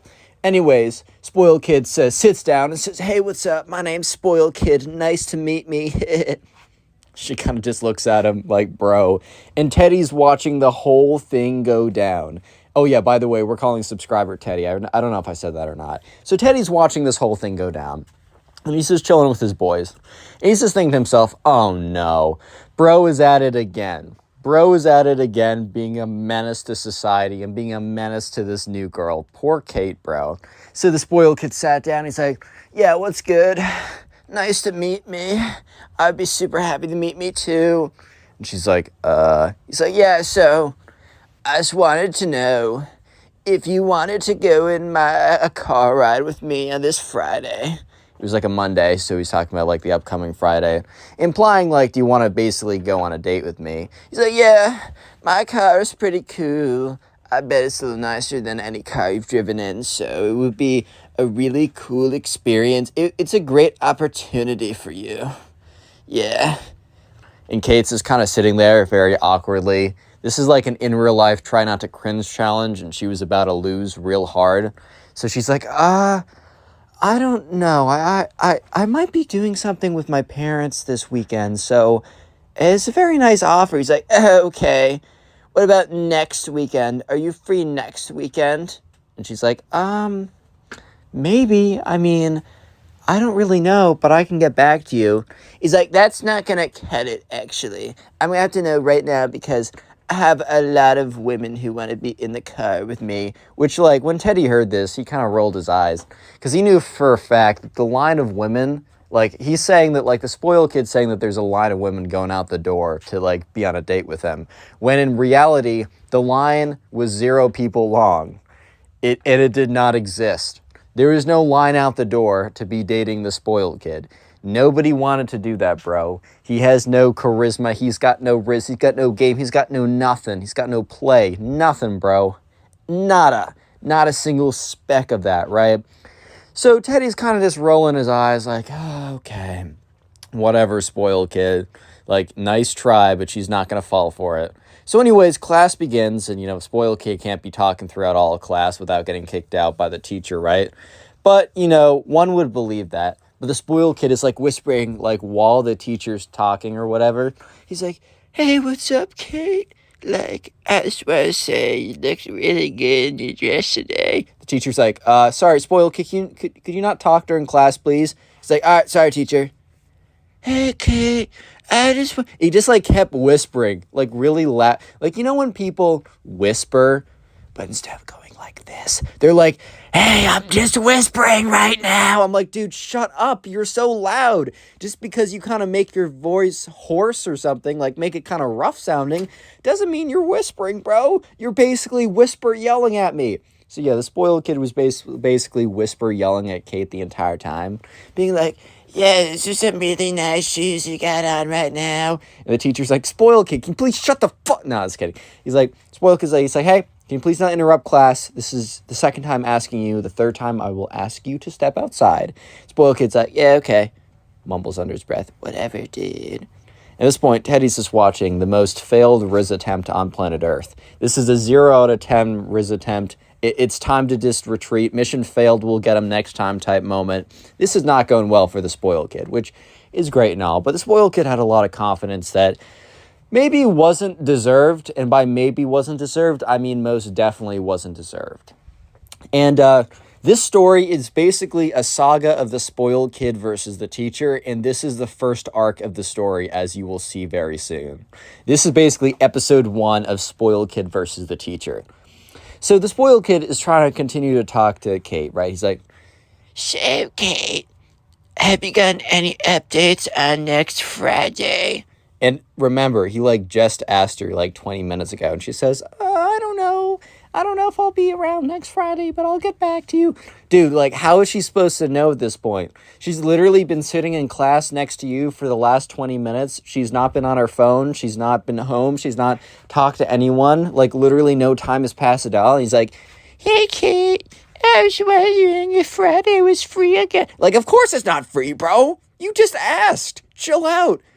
And she kind of looks at him and shakes her head like, no, I don't know. And the teacher kind of notices the spoiled kid speak again, but I think the teacher wanted the spoiled kid, gave like the spoiled kid a unspoken like extra pass for that one. But obviously if you heard him speak again, it's time to get out of there, right? So the teacher's like speaking, talking about something, and at some point the teacher's like, oh, I'm so sorry, guys. I forgot to introduce our new student. I mean, I guess they were all new 7th graders, but, you know, Kate was the only new girl in the class who wasn't there last year. So the teacher thought it would be a good idea to introduce her in front of everyone. So the teacher's like, all right, Kate, not to put too much of a spotlight on you. I know this is kind of stressful, new to you, but if you could stand up and introduce yourself to the class. She's like, hey guys, like my name's Kate. Like, I'm new here. I just moved here. I don't know, going on hikes. She just says stuff, right? And spoiled kid speaks up. He's like, and she's gonna go on a date with me this Friday or next Friday in my really cool car. And Kate just turns bright red because one, that's just not what anyone said. Actually, that's what the spoiled kid said. That is not what she agreed to or had any idea was like the deal or whatever. And also, second of all, I think she realized pretty quickly that being associated with the spoiled kid was not really a great way to make a first impression to people. Like if people, like, you know, guilty by association, like if you associate with someone or something that's not good, then you're just going to become not good by association to that thing or person. Yeah, I think she realized pretty quickly that being associated with the spoiled kid was just going to be a really bad call because, yeah, just like the way he acted for the last 30 minutes kind of gave her the idea that, yeah, that's not what's good, right? So everyone goes dead silent. It's not like they were talking before, but you know, there's kind of like a lively silence and a very awkward dead silence. It went from like a normal silence to like pure silence as everyone's just like, what did this kid just say? Spoiled kid's like, yeah, you guys not hear me? Yeah, she's going on a date with me this next Friday. My really cool car. Yeah. And, you know, Kate's like, well, I don't know if I agree to that. And he's like, she totally wants to, guys, as you can tell. And the teacher clearly was not looking very happy. But he once again didn't say anything because he just kind of like bit his tongue or whatever. He's like, whatever. So she sits down and he goes back to teaching. And the spoiled kid leans over. He's like, hey, Kate, I just wanted like to make sure like next Friday still works with you as you said it would. And Kate's starting to get a little bit annoyed. She's like, I don't remember saying that it was okay. Like that, I never remember saying that I wanted to go on a date with you next Friday. I don't remember saying that. He's like, what? But in this time, the spoiled kid doesn't even start. He doesn't even whisper anymore. Just straight up is like, what? But I thought you said you wanted to go on a date. And the teacher turns around and is like, spoiled kid. And they kind of have a showdown. They're staring at each other. They're having a showdown. And the teacher's like, spoiled kid, I give you 2 warnings and let a lot of other things slip. But this is your 3rd strike. Stand outside. Spoiled kid's like, but I was... Because, like, I think the spoiled kid was, like, upset because, like, he was rizzing, whatever you want to call it, Kate, right? Which is just not the case. He was failing, bro. I don't know how else to say it. But he was like, but you can't do that, teacher. No, I'm just not going to do it. Teacher's like, spoiled kid, I will give you a 0 on today's participation if you don't step outside right now. And the thing is, in that class, participation was like 50% of the grade. So even getting a 0 even on one day, which doesn't sound that bad, actually has a bit of an impact. And the spoiled kid's like, well, I'm still staying here. And the teacher's like, you will get a 0 on this month's participation, which basically meant the kid was going to get a C or below. And eventually spoiled kid stood up and is like, very upset. This was the beginning of a long saga of Spoiled Kid versus the teacher. Oh yeah. Anyways, moving on to the second arc of Spoiled Kid versus the teacher. There's a big test in this class. And so this is like 2 weeks after the Kate incident, right? Which is the very beginning of school. Actually, no, this is like a month after because it's the test, of course. So the test, like the first kind of test or whatever, happens about a month into school. The Spoiled Kid and the teacher in this time period have had a few mini spats with each other. But the first big thing was the Kate one. And the second big thing that led up to the final explosion, aka him knocking out his teacher, which we'll get to, is pretty crazy. But the second thing that led up to that, the first thing being the Kate one, but the second thing is as follows. So they had a really massive test about a month into school. And, or like, I guess a test. All tests are kind of massive. You know, if you only have a couple and they count for a lot of your grade. Anyways, though, so the Spoiled Kid is just not paying attention in class the whole time. He's like talking to this guy like in the back of the class. They're playing like, I don't know, cool math games, slither.io, like those kind of, those kind of like computer games, you just like the quick ones, not like a full intensive, like he's going to hop into a Call of Duty lobby or to start playing like, I don't know, Minecraft or something in class, like some of the Minecraft kids in the previous stories have done. No, he's not that crazy. He's not that out there. But he is playing like those kind of discrete games that you just play in class. Like, I've definitely done that a few times. But you know for a fact, if there's a massive test that I'm preparing for, or there's something massive that like I actually got to pay attention in class, you know for a fact that I'm not going to be playing one of those little distraction games in class. But sure enough, the Spoiled Kid was doing so. Which at the end of the day, I in my personal opinion, I think it's his, like, he can do what he wants. But he also has to realize that he will suffer the consequences for not paying attention in class, right? So sure enough, he does not pay any attention when the teacher is doing review. Like the teacher's legitimately doing just review for the test at this point. So yeah, it eventually comes to the day of the test, and the Spoiled Kid sits down, and he sits down next to Teddy, actually. Remember, the subscriber who submitted the story. You can submit your own stories to my Instagram or Twitter. Just follow me there and then DM me your story. So he sits down next to Teddy, and Teddy is aware that the Spoiled Kid has not been in class for like the entire week. Or he has been in class, but he's been mentally somewhere else, right? And Teddy kind of sits down next to him, and Teddy's totally prepared. He's going to kill it, or at least do all right. Like, if Teddy messes up big time and freezes and screws up everything, worst comes to worst, he might get a B. Like, he's going to kill it either way. And he sits down next to the Spoiled Kid. And the Spoiled Kid is, like, very clearly looking over at Teddy's paper. And Teddy, like, looks back at him. And they make eye contact. Like, the Spoiled Kid is looking down at Teddy's paper, looks up at Teddy, and Teddy's just staring him down. The Spoiled Kid's like, oops. So, yeah, Teddy kind of, like, moves his elbow so that it makes it very, very difficult, if not impossible, for the Spoiled Kid to read his answers. And the Spoiled Kid's like, oh, crap. So, yeah, the Spoiled Kid goes on to not really be able to answer any of the questions correctly. Yeah, the Spoiled Kid just kind of, like, fumbles around. He's like, well, maybe if I do... Wait, if this is multiple choice, can I just select all the answers and get partial credit? Damn it. Right, so the Spoiled Kid just does not do well on this test. And eventually, he has to hand it in, because he's the last one in class, scribbling it down, and the teacher picks it up. And, 3 days later, the teacher has all the tests graded, and the teacher's walking around the class, and the teacher's handing back these tests to all the students, right? So he hands them back to Teddy and his friends or whatever, and eventually gets over to the Spoiled Kid, and then when the Spoiled Kid gets it, he's like, crap, dude.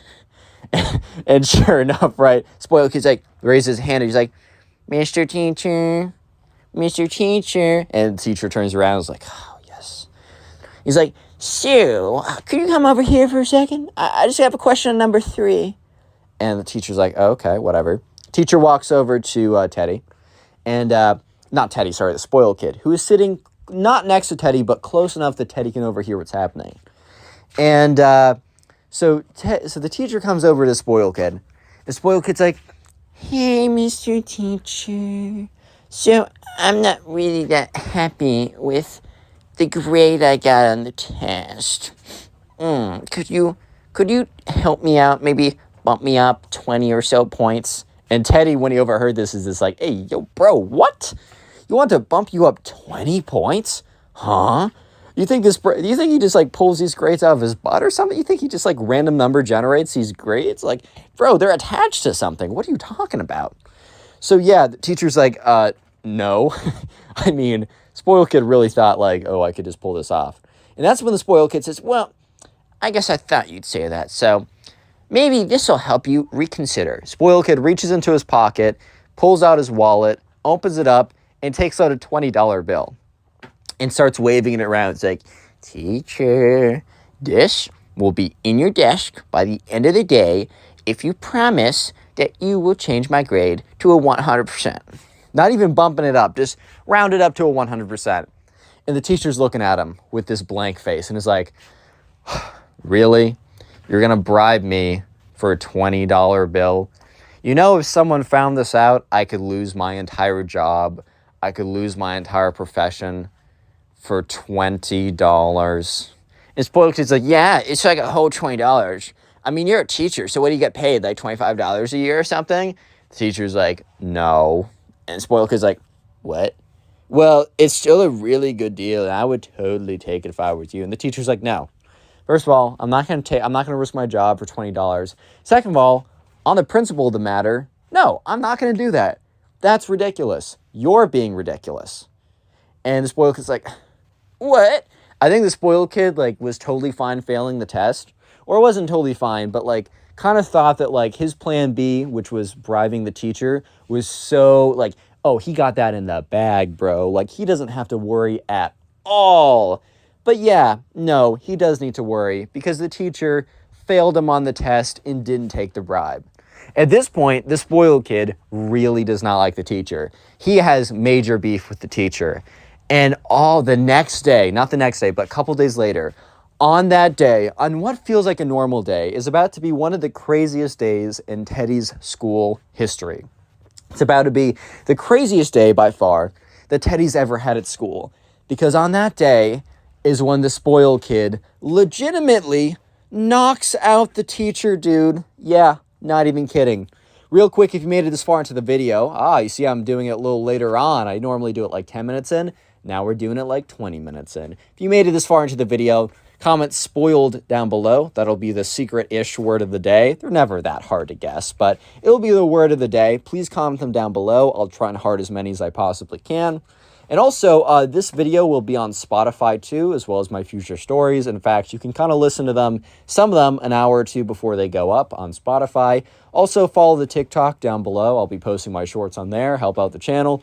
And finally, the best way to support the channel is to, one, finish this video all the way through, and then after you're done with that, go ahead and watch some more of my older videos. A really easy way to do that is to go watch older videos from my Storytime playlist, which will be linked in the pinned comment down below. Please comment down below if you are watching my old videos or binge watching the videos, as it really supports the channel, and I will try and heart your comment and say thank you for doing such. Anyways, let's get to the point where this kid knocks out his teacher, bro. This is why you all came here. Am I wrong? Am I wrong? No, I didn't think so. So this all started in what felt like a normal day, after all this has gone on, obviously.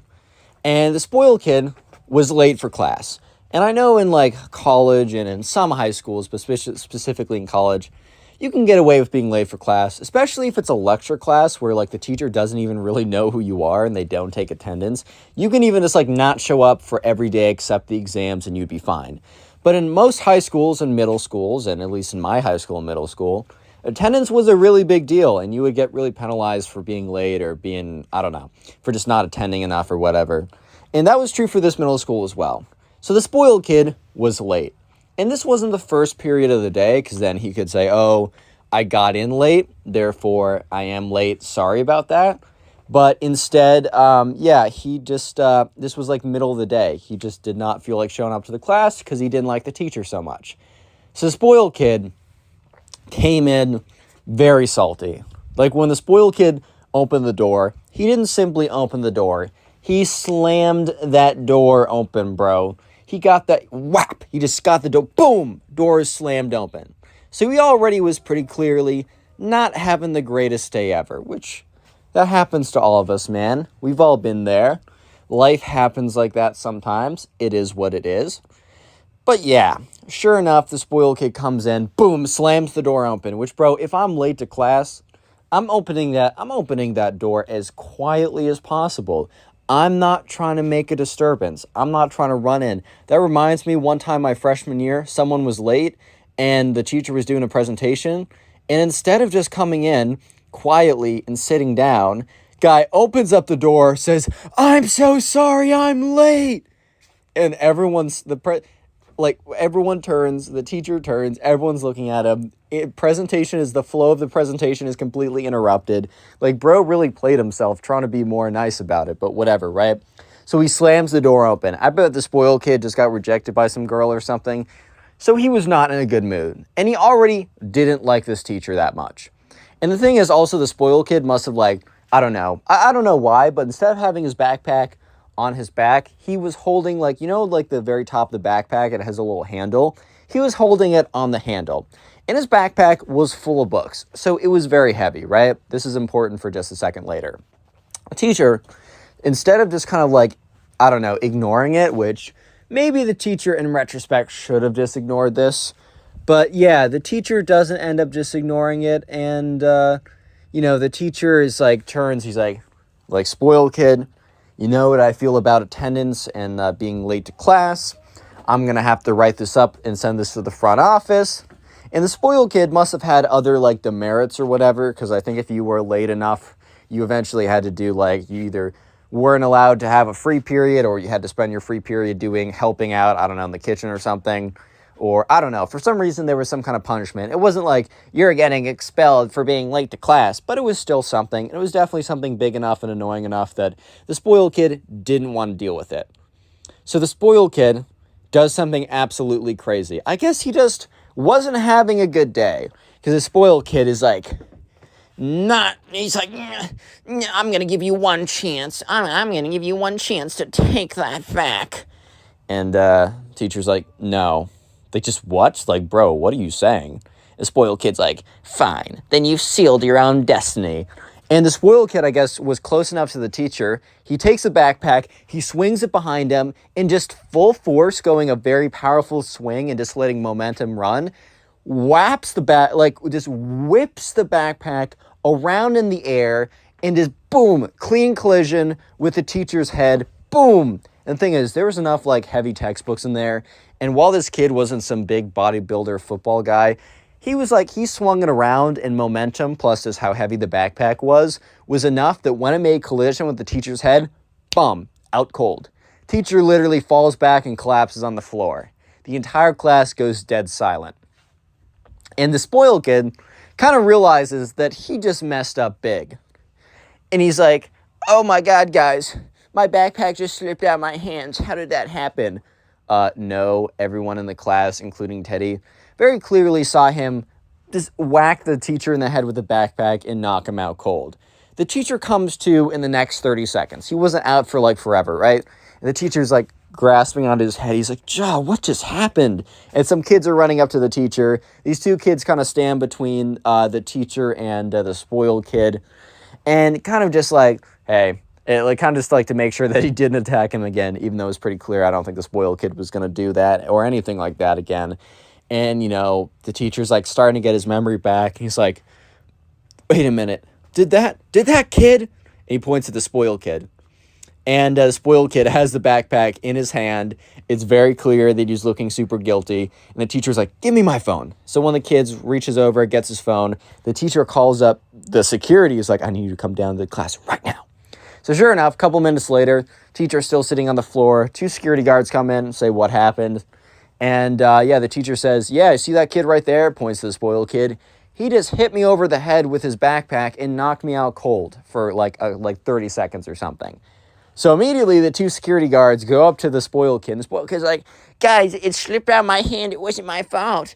And just literally grab his backpack and then grab him basically. And are pushing him out into the hallway. He's like, "Guys, no, it slipped out of my hand. It wasn't my fault." And so all the kids were just kind of sitting there, and the teacher's like, "Oh God, I should really get this checked up." Teacher says, "All right, guys, I did have a lesson plan today, but I should really just go to the health center, get this checked up, maybe get some aspirin. My head is not feeling great. maybe get a concussion test. I don't even know at this point. Anyways, yeah, class is canceled today. Go about your business, whatever you're gonna do, and yeah. So yeah, the spoiled kid was suspended for an entire week. He was also forced to sit in the back of the class, and it was very awkward for the rest of that year. And yeah, that is the saga of the spoiled kid versus Click on the video on teacher. screen right now. I know you'll enjoy it. Just click it. Do it. Today we got a story time of a Minecraft kid who smashes the subscriber's computer because he gets jealous. Yeah, this is a pretty crazy story. Don't worry, the Minecraft kid doesn't get away with it entirely. I mean, he smashes his computer, so that's pretty bad enough. But it's not like the Minecraft kid then goes ahead and just, like, doesn't get in trouble. This is a satisfying ending, even though the computer is still smashed. So yeah, I know you enjoy it, so sit back, relax, subscribe if you're new. Leave a like in the video to claim your free nothing. With that being said, let's just jump right into it. But anyways, we're calling this guy Brendan who submitted this story. So anyways, Brendan was in class or was in the same grade as this kid who we're going to call the Minecraft kid, because his entire identity was kind of like around being super great at Minecraft, player versus player battles. He was known as the one who is so great. So anyways, right, people just called him Minecraft kid. But anyways, there's also a girl who we're going to call Haley, because that may or may not be the girl I'm trying to marry in Stardew Valley right now. I gave her the bouquet. I'm winning, guys. Anyway, great game, by the way. I should stop getting distracted. Watch time will be bad. Anyways, there's this girl who we're going to call Haley, and both Brendan and the Minecraft kid had an interest in her. The difference was Brendan actually talked to her. Little pro tip for getting the ladies from the connorpugs YouTube channel. #1 dating advice YouTube channel on all of YouTube and the internet. If you want to get to know them, talk to them.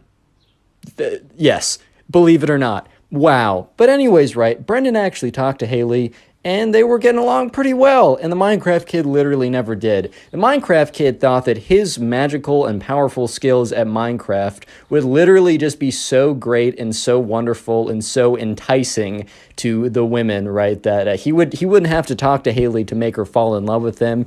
She would just see his epic PvP Bed Wars abilities, and she would be like, "Oh my God, I'm not throwing in that joke. Never mind. I got a family-friendly audience on here. I forgot." Anyways, right, so Brendan, or the Minecraft kid, was aware that Brendan was probably also trying to go for Haley because Brendan was talking to her all the time. The word on the street was that, Brendan and Haley, oh my God, they're going to be a thing soon, dude. They're in 6th grade. Like, that's how it goes. Oh my God, are they going to get to 5th base, aka holding hands? Oh my God. Anyways, right, so the Minecraft kid comes up to Brendan one day. And remember, Brendan and the Minecraft kid aren't necessarily boys. In fact, they don't even know each other that well. But the Minecraft kid is like, "So, I see that you're trying to court Haley." And in Brendan's mind, he's like, "Bro, this is 20 whatever, right? I think this story was a little old. I'm not sure. I actually don't know when this story happened. It was submitted to me on my Instagram. You can go follow it. You should go follow it." Anyways, Brendan's thinking to himself, did this guy just say court like it's literally the 21st century? Are you serious? And then the Minecraft kid goes on to say, I offer you like a quest, or I ask you that we duel in Minecraft to decide who will get Haley's hand in dating. And I mean, Brendan was kind of just like, in his head, he's like, all right, well, first of all, I'm not dating her. Second of all, the winner of a Minecraft PvP battle is not going to decide who she decides, right? It's not up to them. This isn't like, I don't know, the barbaric era of like, oh yeah, like, I actually have, like, all men have control, women have no say. Like, oh, I want to marry you, so you're marrying me. And also, I don't think there ever was an era where you did PvP battles to decide who was, like, who would marry the girl. I'm better at Minecraft, I get all the women. Nah, that's never been true. It doesn't matter what parallel universe or anything like that you go into, man. I am sorry, Minecraft sweats. I am so sorry. But Brendan, who kind of knows that, he's going to be getting with Haley anyways, thinks to himself, all right, well, this will be kind of funny, like, whatever, man, who cares? So Brendan says, sure, we'll do a PvP battle to decide who gets Haley's hand. Because he's kind of laughing, he's kind of goofing, but the thing is the Minecraft kid takes it super seriously. He's like, yes, you fool, don't you know that I am super great at Minecraft? And then Brandon's like, chill out, bro, like, all right, yeah, we'll PvP fight to decide who gets Haley's hand in marriage. Lol, like, okay. So sure enough, the Minecraft kid is like, all right, tomorrow at recess, we go to the table. Basically, at their school, there was a table where if kids wanted to bring in their computers, if they were in the 6th grade or higher, they could, and they could play on them. I know at my school, you weren't even allowed to have your phone out, but I guess each school's a little different. So basically, right, the next day rolls around, and Brendan and the Minecraft kid, they both bring their gaming setups, which I guess both of them have laptops, because I play Minecraft on a laptop, man. I don't have a desktop. I want to be able to move my thing around. But anyways, right, they both bring in their computers, and Brendan just has a kind of a crappy MacBook Air. And this is coming from someone who, up to my first 100,000 subscribers on YouTube, I got all my Minecraft gameplay from my MacBook Air at like 20 frames per second. So I understand the struggle, bro. I get it. So anyways, Brandon comes in with his crappy MacBook Air, and the Minecraft kid comes in with his like, I don't know, his Alienware $3,000 super gaming laptop with his super fancy keyboard, and it takes him like 5 minutes to get his setup all perfect. He's like, all right, I'm ready. And so sure enough, they both sit down, and Brendan is like, all right, so how are we doing this? And the Minecraft kid is like, all right, we're going to play one game of Bed Wars. Yeah, Bed Wars. And, at first Brendan was like, bro, how are we going to do that? But then the Minecraft kid said that he had the like MVP++ rank on Hypixel, which Hypixel is a server that lets you play Bed Wars, which is the game I was playing in the very beginning.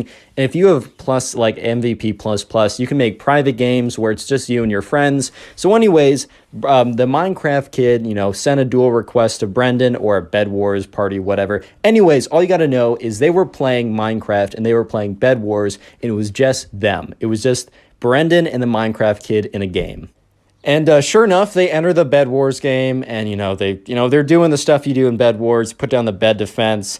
And you know what happens? Brendan is at middle. He's gathering emeralds, which is a good material to get. However, his bed was exposed, or he wasn't at his bed. He saw a bed destroyed message, which basically means in Bed Wars, if your bed breaks, you will not respawn. So sure enough, the Minecraft kid had God bridged over with his crazy 10,000 clicks per second mouse, definitely using vape or something, but whatever, man. And so sure enough, the Minecraft kid comes to middle, and Brendan and him, they show down for a PvP fight. They're going to decide who gets Haley, even though Brendan knows that, one, he's not good at Minecraft, and the Minecraft kid is, and two, this will not decide who gets Haley. This is hilarious. He just did it because it's funny, lol.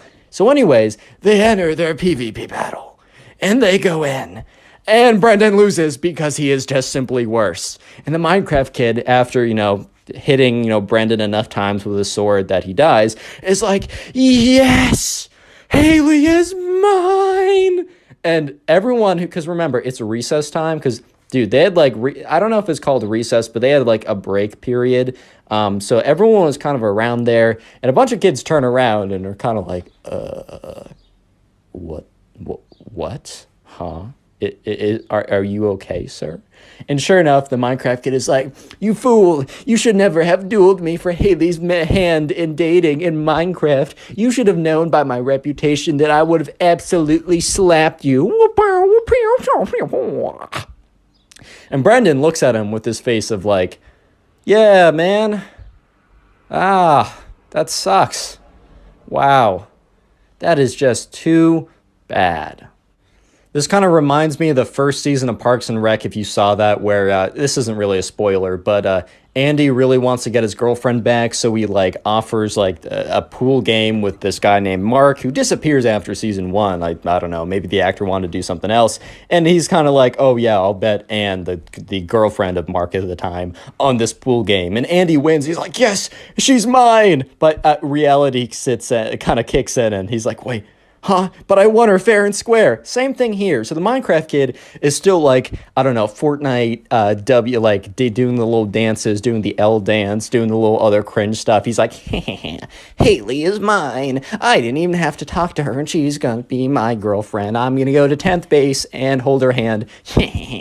And Brendan at this point is like really trying to hold back a smile. He's like, all right, this is so funny, dude. Don't blow it. Don't make it apparent. And he's like, yeah, man, you totally, oh man, I can't do this. You totally won. I can't do this, man. He's really trying to do it. He's like, yeah, you totally won Haley's hand in dating because you beat me in Minecraft. Yep, that's totally what happened. Holding back the laughter, holding back the tears at this point. And sure enough, right, Brendan's like, all right, man, go ahead. And he's like, yes, I'm gonna tell everyone about my victory dance so everyone knows that you lost to me in Minecraft, and that's why Haley is mine. The Minecraft kid runs away to go tell his other friends. Well, I don't know about that. I think his friends are his Bed Wars win streak and nothing else. But whatever, right? So Brendan goes over and finds Haley. Says, hey, so I just played this guy because he wanted to duel me for your hand in dating. And Haley's like, what? And Brendan's like, yeah, I thought it'd be funny. So, by the way, I lost the duel because obviously you can't do that, but I thought it was funny. And I lost. So he's going to come over to claim his prize, I guess. And Haley's like, all right, well, this is kind of funny, but this is an awkward situation. And Brendan's like, yeah, I probably should have told you about this beforehand. If you need me to be here, I can subvert. I can come in and help you with the situation. She's like, all right, well, thanks for giving me context, I guess. So sure enough, a little while later, the Minecraft kid comes around and he finds Haley. And he comes up to her and he says, so, Haley, did you hear the news? This might be the first time the Minecraft kid ever spoke to Haley in his life. He was too busy sweating at Minecraft to even bother with the ladies. They'll come to me, man. I got a Bed Wars win streak. Real quick, comment Bed Wars down below. That'll be the secret word of the day. And if you want to help the channel out, go ahead and binge watch some more videos after this one or when you're doing something else. And let me know in the comment section if you do so I can say thank you. Anyways, right, so the Minecraft kid's like, so Haley, did you hear the news? And she's like, well, I was told that you and Brendan had a little Minecraft video game session and that you won and that you now think that I'm your girlfriend. And the Minecraft kid's like, that is exactly what happened. You're so observant. You'll be a great girlfriend. And Haley's like, dude, that's not how it works. And the Minecraft kid's like, we had an agreement. And Haley's like, yeah, well, I wasn't part of that agreement. Do you think Brendan or you have the right to me as a girlfriend? And this is with the Minecraft kid starting to piece together that his offer to duel Brendan made literally no sense. He's like, so when we were playing Minecraft, I beat Brendan. Do you want to be my girl? And then eventually, Minecraft kid starts to realize, dude, he messed up, bro. He messed up big time. And he's like, wait, did Brendan, who told you? And, at this point, Haley was like, yeah, so Brendan told me about this. And then the Minecraft kid's like, so Brendan knew the whole time that this wasn't going to work? And Haley's like, yeah, well, anyone who is logical, middle, just gets cut off. The Minecraft kid sprints away. And Brendan walks up to Haley and is like, so, is that terrible? And Haley's like, well, he's pretty mad at you, and he ran away, so I don't know what he's cooking up. And that's when that's when Brendan and Haley and everyone else in the room heard a noise. The noise was something being thrown on the ground, smashing and flying into a million pieces. And that's when Brendan walks out and Haley walks out too. Basically, everyone walks out and they see the Minecraft kid standing above a pile of disk computer parts. And that's when, at first, Brendan thinks, oh my God, he smashed his computer out of rage. But Brendan looked at the table to see that the Minecraft kid's computer was still there. And in fact, the only computer missing was his. And that's when he realized that the Minecraft kid obliterated his MacBook. And there was a teacher present. So the teacher was like, Brad, Minecraft kid, what did you just do? And Brendan speaks up and says, he just smashed my MacBook. And all of a sudden the teacher looks at Brendan and looks at the Minecraft kid and says, you two, come with me.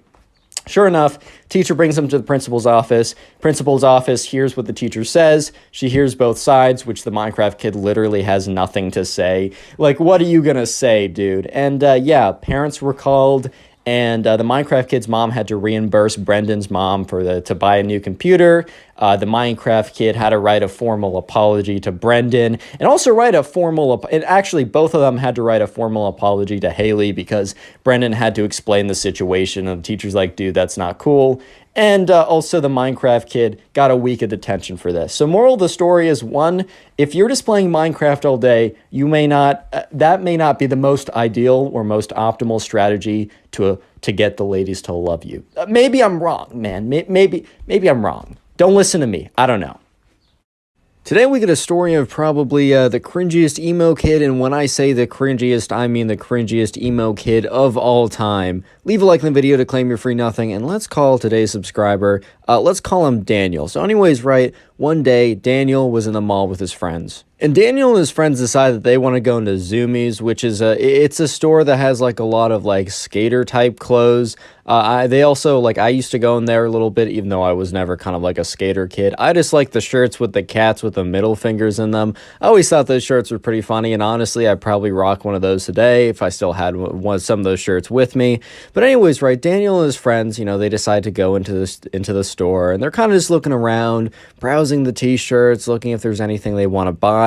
And Daniel kind of goes towards the back of the store, and towards the back of the store is where there's a bunch of skateboards or whatever, and there's these two kids, and they're like long dark hair. There's like I don't know, a lot of like black eyeshadow and makeup, all black clothing, kind of like dripped out with like skull chains, whatever, dude, just like kind of looking like this guy.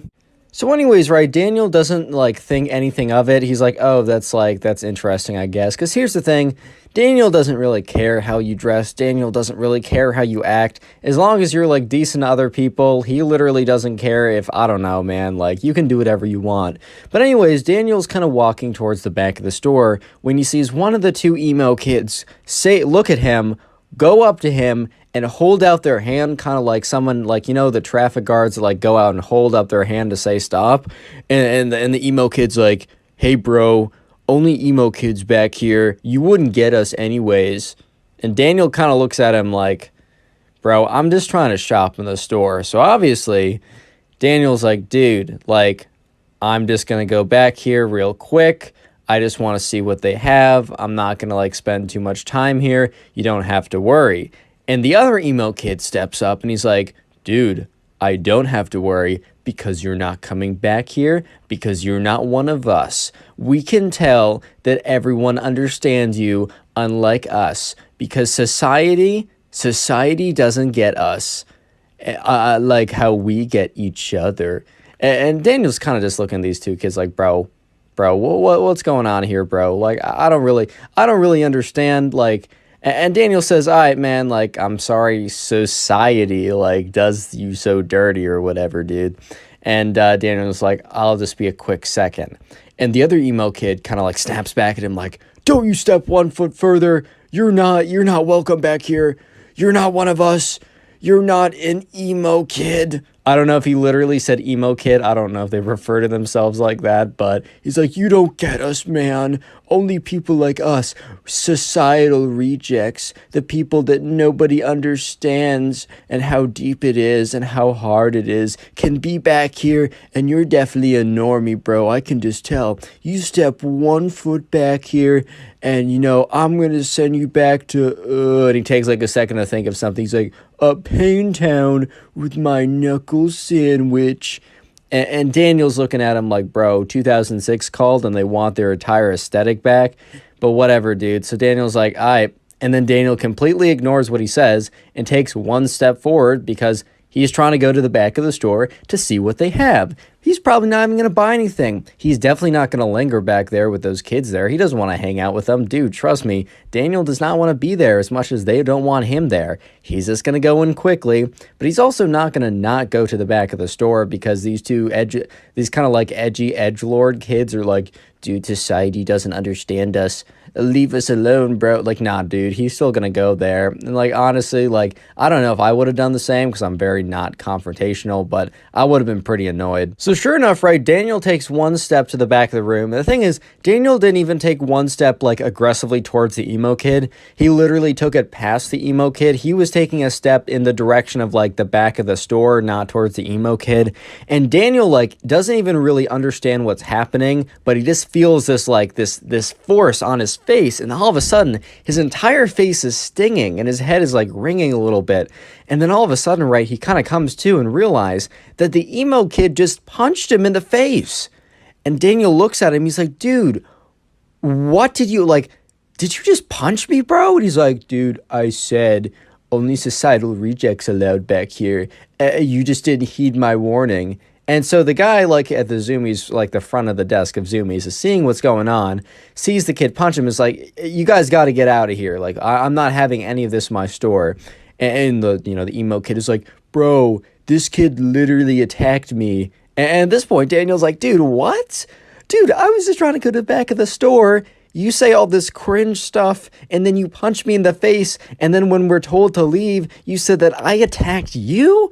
And the emo kid's like, bro, look, he's lying. Look at the way that he's so angry. He's getting so angry because he's lying, dude. And he's talking to the guy at the front desk. He's like, don't kick me out and my friend. Kick this guy. This guy's causing up a huge storm. And the guy at the front desk is like, I really don't care. I need all of you guys out of the store immediately. And, Daniel's other friends are at the other side of the store, and they're looking over, like, what is happening? So Daniel looks up the guy at the front desk, and he's like, all right, man, like, just so you know, this guy attacked me, but, like, whatever. I'm not trying to make your job harder. Look, I've worked retail before. I get it. I know it's hard. I'll just step out of the store. And the two emo kids were like, life is so unfair. Society strikes once again. And they, like, slowly lumber out of the store. But, dude, you might be thinking that the cringe is over here. No. That's where you're mistaken. Comment emo down below if you'd like a heart on your comment. Emo is going to be the secret word of the day. And while you're down there, follow my Instagram. It's in the description. That's where you can send in the stories. Turn on notifications, join the Discord server. And anyways, right, Daniel and his friend and the emo kid and the two emo kids all walking out of the store. And the emo kid is like, bro, I was like, no, where am I going to go now? Zoomies was the only place that accepted us. And Daniel's like, dude, you should have thought of that before you punched me in the face. And then all of a sudden, right, there's this mall cop that's walking around, kind of just patrolling the area. And one of the emo kids is like, Mr. Police Officer, Mr. Officer, whatever, we need you real quick. And the police officer's like, okay, like, he wasn't really doing anything. But, he's not trying to really do his job either. So he's like, fine, what is it? He walks over and the emo kid is like, this kid literally punched me in the face. I need you to kick him out of the mall. And the officer's like, oh, and turns to the kid. He's like, all right, is this true? And Daniel's like, dude, what? No, this guy punched me in the face. The officer's like, all right, well, if I only have conflicting stories, I'm going to be forced to, like, kick you guys both out of the store. And Daniel's like, oh, I didn't do anything. I just went into the store and he just punched me for not being emo. And the officer looks at Daniel and is like, all right, your story's sounding a little suspicious. You're telling me that this kid punched you because you aren't, like, emo or something? I don't think I can believe that, man. And Daniel at this point is like, kind of like, he's like, Daniel's lost for words because this is like the craziest thing that's ever happened. However, shout out to Daniel's friend, because Daniel's friend is like, hey, I saw a security camera in there. Like, I'm pretty sure that whatever altercation happened was caught on camera. And as he said that, one of the emo kids, like, their faces both dropped. And the officer's like, oh, yeah, like, I can actually, like, it's pretty easy for me to request that. And if it's a certain type of camera, they can actually play it back directly in the store. And they walk back into the store, and the guy behind the cash register is like, oh, you guys are back already? And then he looks at the officer. He's like, oh, boy, what did you guys do now? And so anyways, the officer goes into the store, goes up to the register, and asks the guy if he can see, like, the camera. There was some kind of camera that was able to, like, you could play it back instantly or something. Or it's very easy for the officer to check the cameras on site. So anyways, he goes to the footage, looks back at it, is looking at the kids, like, kind of like looking at the camera, then looking at the kids, kind of to make sure that he's, like, seeing who is who. And he puts down the camera, and he looks at Daniel, and he's like, all right, son, like, you can go, like, you can do whatever you want.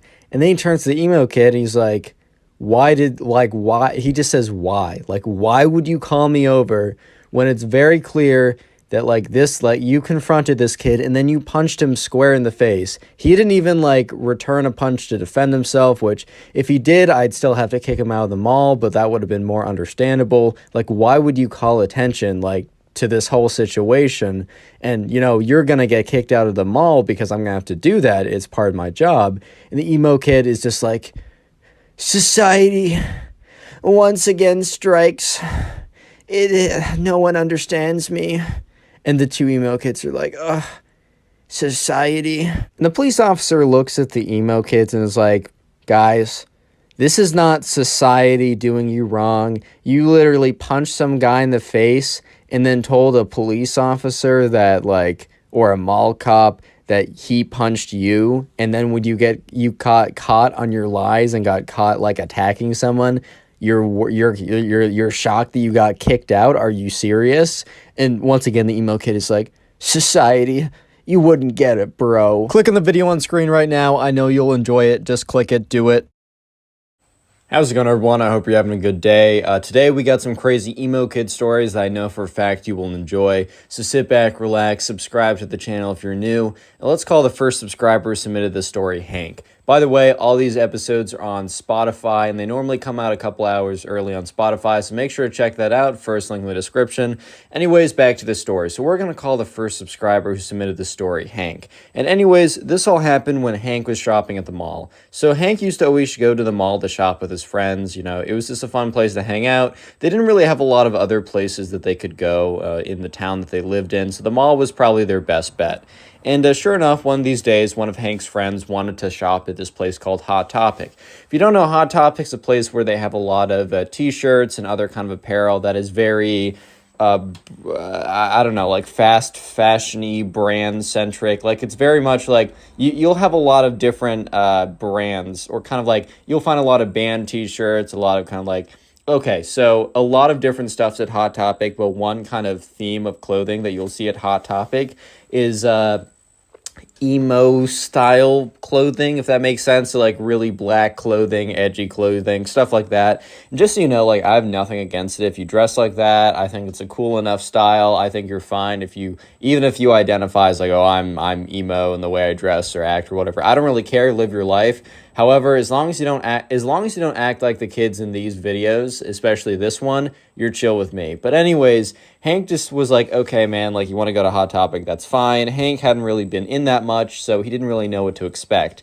So Hank was walking into, the Hot Topic, and he was looking around, and there's a whole host of people, and Hank's friend was like, all right, man, I'm going to go to the back of the room. I know what I want. I'm going to go in their skateboard section. You can kind of just wander around here. I'll be out when I'm done. So Hank was totally fine with this, and Hank kind of was wandering around, and he walked over to one of the t-shirt aisles, or one of the t-shirt rack aisles, and that's when he accidentally bumped into this kid. And this kid turns around. And just to paint the picture, this kid has super long black hair. He's got black mascara on, black lipstick. He's got black painted nails. He's got a spiky collar. He's got a black band t-shirt. He's got long black jeans, and then those big black stomper boots. I don't know if you know what I know, if you know what I mean, but those big, kind of those big rubber black boots that are pretty popular right now. And he turns around and he's like, dude, what the heck, bro? And Hank's just like, all right, my fault. I didn't mean to bump into you like that. I was just looking around and wasn't paying attention. And the emo kid's like, dude, you're shut up, bro. Hank's kind of just looking at him I don't really know what you mean. I didn't do anything. Are you good? And the emo kid's like, bro, I don't need to hear that sass from you, bro. I really just don't need to hear that. And Hank says once again, dude, I don't know what you're saying. I'm sorry. I'll just go the other way. And Hank kind of turns around to de-escalate because he doesn't feel escalating anything. It's just not a good idea to get into fights like that. And that's when the emo kid's like, yeah, you would run. You're dressed like one of those jocks anyways. Which, Hank kind of turned around because he didn't know what that even means. First of all, isn't jock a positive thing? I get that there's a bit of a negative connotation of oh, you're a dumb jock or something. But I would have thought that jock would have meant oh, you're an athlete, which isn't that a good thing? I'm kind of confused right now. Is that not a good thing, And Hank, kind of turns back and he's like, dude, like, why? Like, why are you, like, making a problem with me?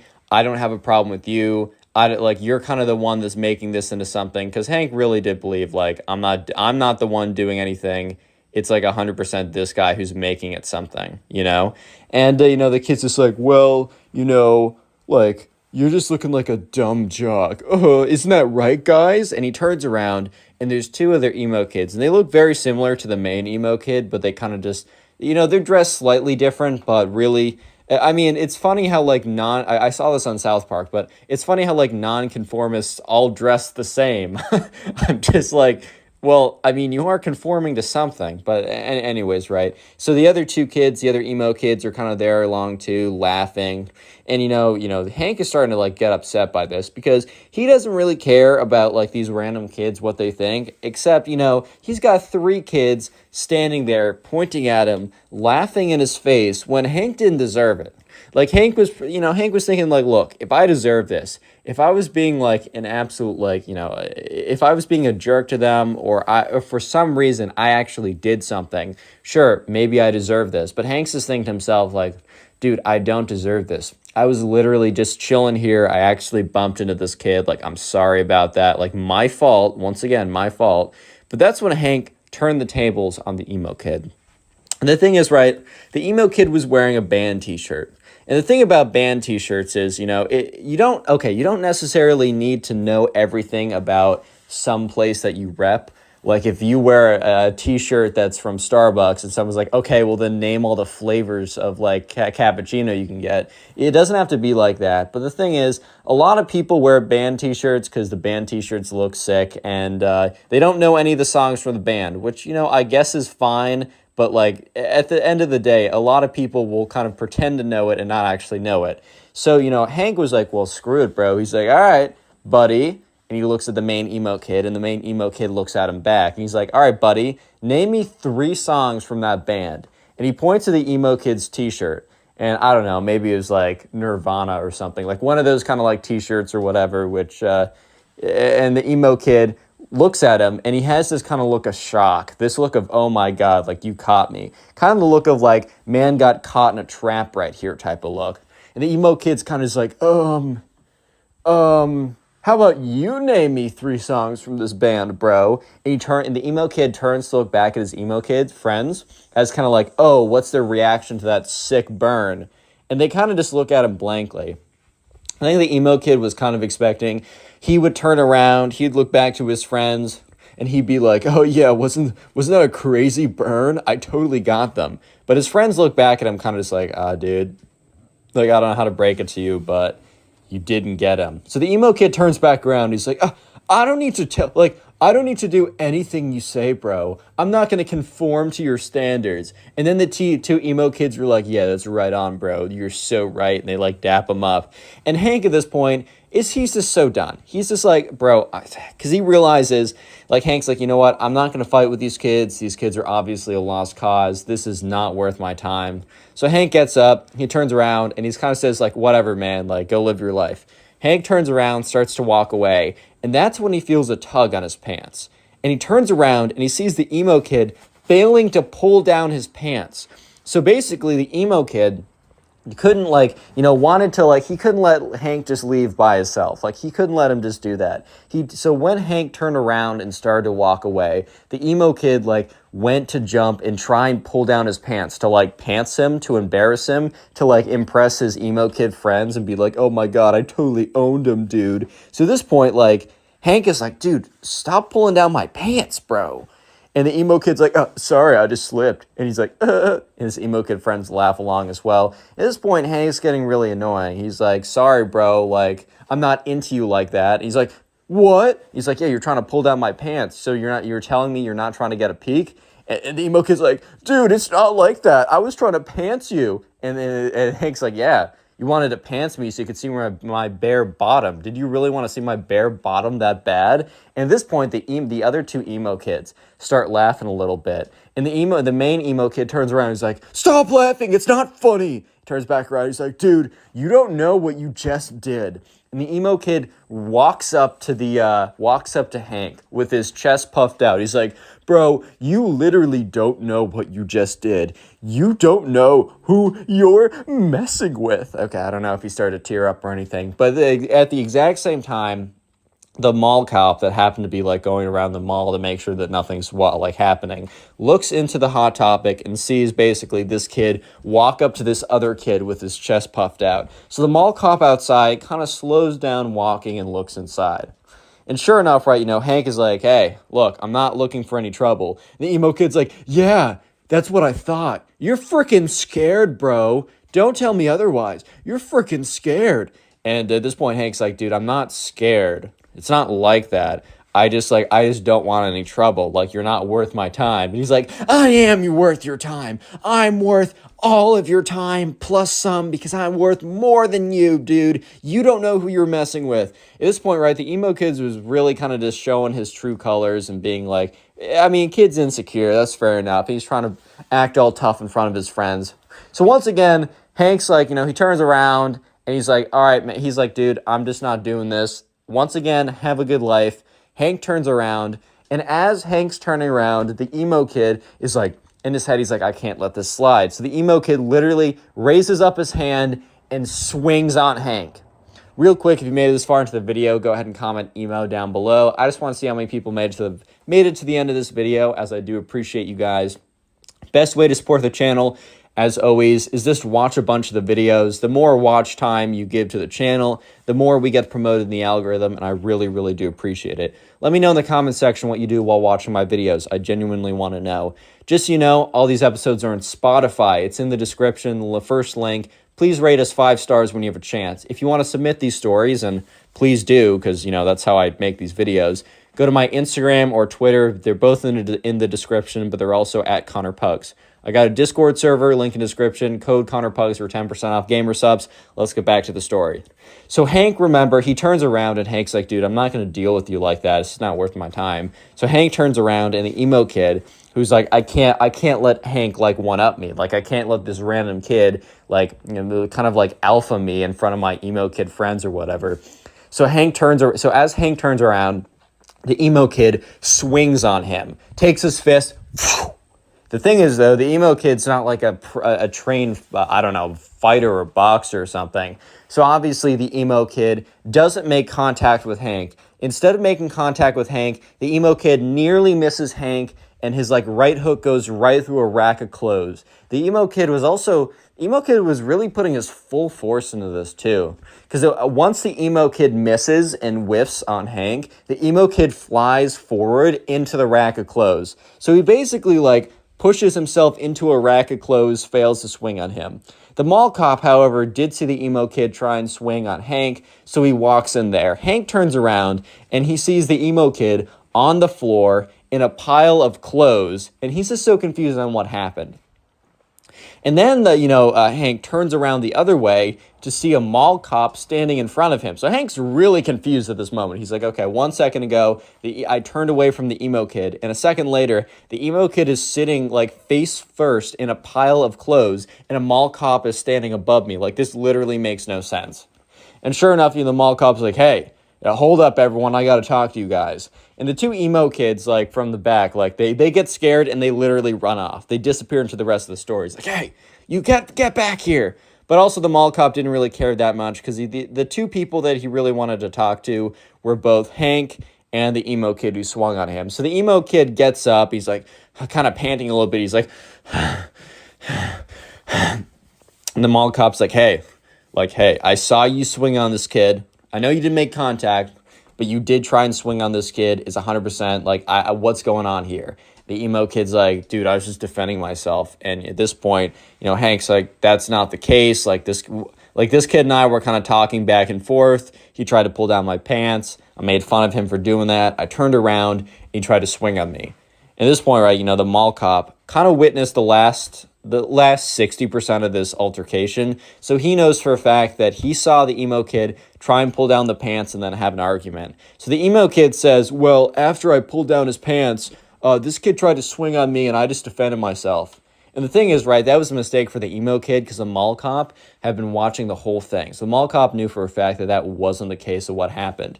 So so the mall cop goes on to say, like, dude, I know for a fact that's not what happened. I saw you guys kind of like bickering in the store, and I wanted to make sure that we had no like nonsense going on. Obviously, some nonsense did go on, and I watched the whole thing. I saw you try and pull down this kid's pants. He did not swing on you. I don't know what he said to you that offended you or anything, but it's very clearly that, you're the aggressor here, and like, I can't have that. So he's like, hey, I'm gonna need you to come with me. And the emo kid's like, all right, buddy, go ahead with him. And the emo kid is like looking at Hank and kind of giving him this look of like, come on, bud, like, go ahead. He's asking for you. When in truth, that, the mall cop is not asking for Hank. The mall cop is asking for the emo kid. So the mall cop's like, sorry, man, you must be mistaken. I'm not asking for this guy over here, pointing to Hank. He's like, I'm asking for you. And he points at the emo kid. And the emo kid is so absolutely stunned by this revelation. He's like, at this point, the emo kid is practically speechless. The emo kid is standing there, is just like, you must have some kind of mistake or something. Like, you can't be talking about me. That's insane. Like, there's no way. Like, what do you mean? Hanks is looking at the emo kid with this bit of a smirk, and the mall cop is kind of like, come on, bud, like, we don't want to have any trouble here. Make this nice and easy for all of us, and just come along with me. And, at this point, the emo kid is looking at Hank and kind of just giving him this look of like, this isn't over, buddy. This isn't over. And Hank is kind of just like, wow, this like a lot just went down in the last 5 minutes, because this was like no longer than like 10 minutes of an altercation. And as soon as the mall cop basically drags the emo kid away, his friend comes rushing up to him, and he's like, dude, like, I just checked out the thing I was getting, and in his hand, he had this, like, skateboard thing or whatever. He's like, dude, I just saw, like, a mall cop over here. I saw some kid getting dragged out of the store. Did you happen to see what happened? And Hank just looks at his friend, and is like, did I happen to see what happened? He's like, buddy, I lived what happened. Okay, so we're going to call the subscriber for the next story Bobby. I got a little King the Hill theme going on with these names because I got Bobby and Hank. If you know, you know, and you're cool. Anyway, so Bobby was like hanging out at home one day, and one of his friends hits him up. And, Bobby, doesn't see this friend this often because they happen to be going to two different schools, even though they live relatively in the same area. They're both in high school, and they're both seniors in high school. So Bobby's friend, who we're going to call Ben, actually happens to have a car at this point. And, Bobby's friend Ben hits up Bobby one day, and Bobby's just chilling at home, and he gets a text from Ben saying, hey, do you want to, like, hang out today? And Bobby was feeling kind of lazy, so he's like, maybe, like, what do you want to do? His friend's like, dude, I want to go to the skate park. And Bobby, in his head, he's like, I don't know if I want to go. Like, this is, I don't know. I don't know, man. I really don't know. And Bobby should have stayed home that day based on what was about to go down, but he didn't because he wanted to see his friend Ben, and he was like, wait, what else am I going to do today? Watch Netflix? I know for a fact by the end of the day, if I'm just sitting here watching Netflix, I'm not going to be a happy camper. So sure enough, Bobby texts him back. He's like, yeah, man, like, I don't got a ride, but if you can pick me up 100%. So sure enough, this friend, I don't know, an hour later, pulls up to Bobby's house and says, hey, man, get in. And, Bobby shows up to the window. He's like, hey, what's up, Ben? Haven't seen you in forever.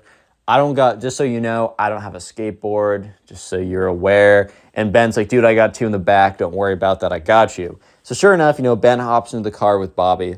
And, they drive, or Bobby hops into the car with Ben. They drive over to the skate park, which is like 15 minutes away from where Bobby lives. And they get out, and, Bobby used to skate a little bit back in the day with his friend. It's been a while, so he's not going to do any tricks or anything like that, but he's just getting he's just getting on the board. He's kind of riding around a bit, just getting a little bit of exercise. And mostly he's out there just to hang out with Ben because he hasn't seen Ben in a second, and they used to be really tight. So sure enough, Bobby and Ben are just chilling at the skate park. They're having a good time. They're kind of just living their life. And that's when a very specific looking group, of these emo kids. They pop out of nowhere, basically, and they just appear at the end of the skate park. So this skate park is pretty big. It's not like a massive one. It's not like where you'd have a professional skater event or something. But it's a pretty big skate park. Like, the city definitely put some, like, a good amount of bread into making this. So sure enough, they're looking over, and they see this group of kids. And this group of kids has, like, a ringleader that's, like, standing in front of the other two. And he's kind of dressed like they're all dressed like kind of like the other emo kids in the last story time, so I'm not going to go ahead and describe them. They're dressed a little bit differently, but it's all kind of the same, if you know what I mean. So sure enough, the kids are just standing at the end of the park, and it's really awkward because like Bobby goes over to Ben. He's like, dude, like, see those kids? And Ben's like, yeah, I just been staring at them. And Ben's like, dude, they just been looking at us for like the last, and he checks his watch. He's like, dude, they just been looking at us for like the last like 2 minutes, bro. That's really freaking weird. And, Bobby's like, yeah, man, like, this is kind of weird. I don't totally know, like, what's the deal with all this? Like, do you know what's up with them? And Ben's like, dude, I don't go to this skate park. Like, this is your skate park.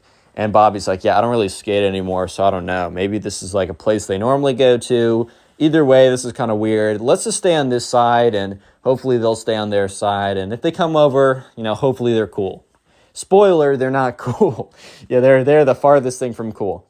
But anyways, Bobby and Ben try and ignore these kids, as these kids literally, the thing is, these kids, they don't even have they don't even have like a skateboard with them. And you don't need to have a skateboard to hang out at a skate park. A park is a park, and it's a cool place to just hang out with some friends. That's 100% true.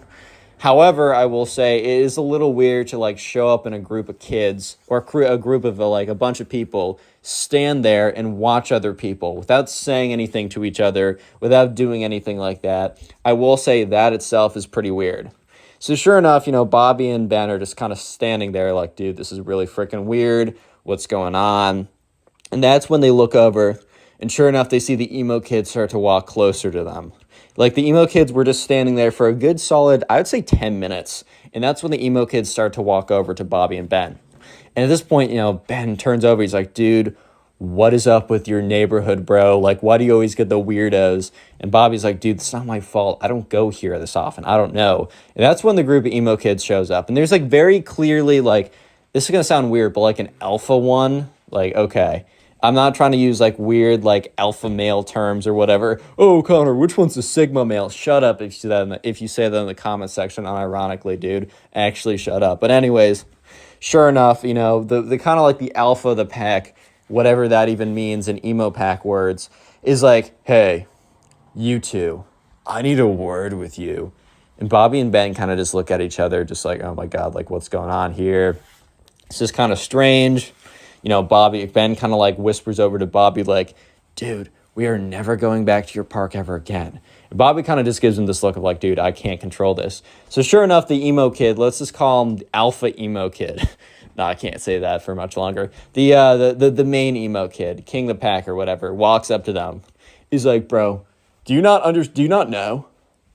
And Bobby and Ben kind of look at each other, and, Bobby speaks up and says, no, like knows what, like no what. The emo kid laughs. He's like, oh, you don't know then. This is our turf, dude. And Bobby and Ben kind of look at each other, and Ben speaks up like, turf? Emo kid's like, yeah, man, you don't understand. This is our turf.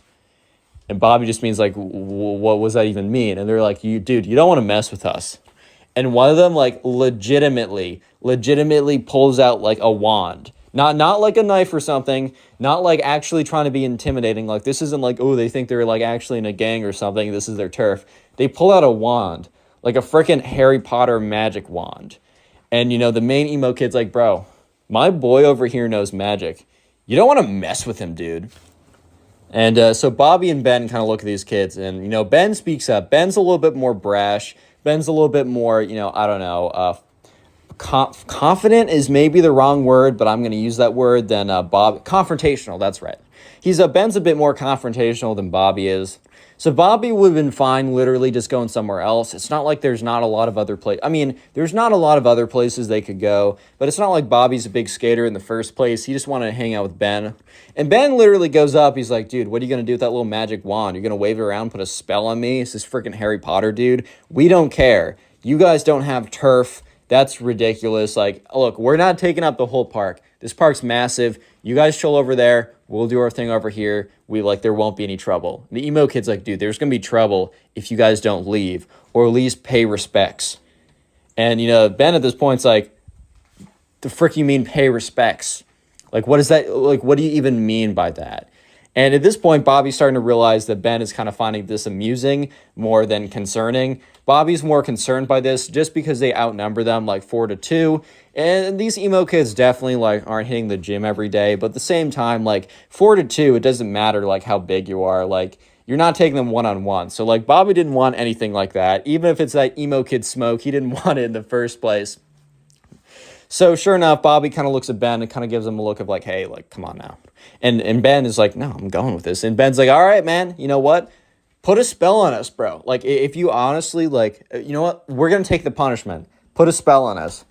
And the main emo kid looks at them and is like, dude, you don't want our smoke like that. You don't want us to, like, drop a spell on you like that, bro. You don't know our power. You don't totally get it.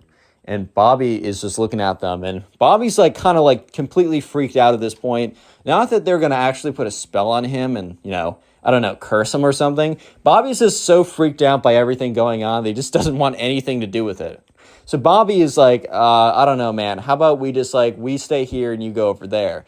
And the emo kid's like, I'm not talking to you, little boy. Which like Bobby was like so taken aback by this. That and Ben was like, you don't call my friend that. Come on, if you're such a big guy, little boy, and at this point, Ben says little boy back to them. If you're not such a big guy, little boy, put a spell on us. And he points to the guy in the back. And there's like a little emo kid in the back with like a little magic wand or something. The main emo kid says, you know what? Gentlemen, I don't want you guys to be seriously hurt. So I'm going to give you one more chance to leave the premises. Or my friend will put a spell on you, and you will be cursed so badly that you will not make it out of this park alive. We have magical powers that you simply don't understand. And Ben is looking at them, and Bobby is looking at them, and the emo kids are looking back. At this point, it's a classic. It's one of those classic Texas standoffs, like who's gonna shoot first, but instead of shooting, it's either staying there or shooting your magic spells through your wand or whatever. And, you know, Ben was like, all right, no, we're staying here. Put a spell on us. Do it. And the emo kid is like, fine, you've sealed your fate. And all of them walk away. At this point, you know, Bobby and Ben look at each other. Bobby's like, dude, those kids are weird. Like, I have no idea what's going on. Ben is like, really is your neighborhood spawning out the most NPCs in the world, dude? Like, this is crazy. And, you know, Bobby and Ben were probably going to go back and forth a little bit about how weird these kids were, but they were unfortunately interrupted by chanting. So they look over and they see the emo kids like holding hands, chanting, like kind of like going in a circle, like kind of like moving in a circle, holding hands, chanting like demonic tongues. At this point, Bobby's like, bro, I'm kind of freaked out. And Ben's like, dude, this is a comedy routine. Please, like, chill out. And at this point, they do, like, the chanting gets louder and louder. And it's kind of weird. Like, it's really strange. It's like they definitely been rehearsing this. And Bobby admits to me that for a split second, he was thinking, like, dude, what if these kids actually have magic powers? Spoiler, they don't. They're just weird, right? And by the end of the chant, you know, one of the kids comes over. The main one grabs the wand, starts swinging it around, and starts walking over to them. He's like, one last chance, boys. I'm giving you one last chance to literally survive.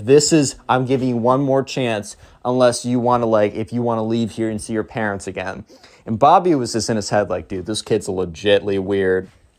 And Ben says, you know, bring it on, dude. I want to see the worst you have. And Bobby was like, you know, he admits, you know, he was a little bit concerned just because, I don't know, just like the confidence these emo kids had was kind of startling. And the main emo kid's like, fine. Takes up his wand. He starts like saying a bunch of like random gibberish and waving his wand in a circular motion, pointing it at Bobby, right? Or at Ben, not Bobby. And Ben, you know, kind of looks at Bobby and gives him a wink. And Bobby knows that, but you know, Ben's about to be up to some mischief. And the kid is like, ha-da-da-da, ha-da-da-da, ha-boah, or does like what is very clearly like the final motion. And Ben literally like opens his eyes super wide, clutches his heart, and drops to the ground and doesn't move. Bobby is like a little bit freaked out, but he also remembers that Ben just like gave him a big wink. And you hear all the emo kids, like some of them are in the back like, oh my God, it actually worked. The spell actually worked. And the main emo kid has this look on his face like the most scared look you've ever seen. The main emo kid was terrified because for like for a good 30 seconds, the main emo kid actually thought that he just killed this kid from his like magic spell or whatever.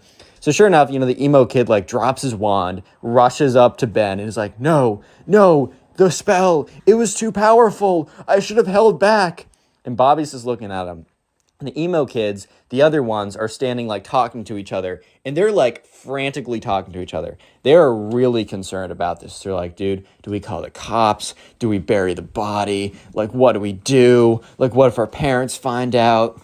All this kind of nonsense, right? And that's when you hear giggling. It started as giggling, but then it just evolved into laughter. And that's when Ben flips over and you can see that he's just been laughing. He couldn't hold it in any longer. And he gets up, he's like, oh my God, you fell for it. This is the funniest thing ever. He's like, guys, you're not wizards, you're just weird. Go to that side of the park. We're going to be here, and there's nothing you can do about it.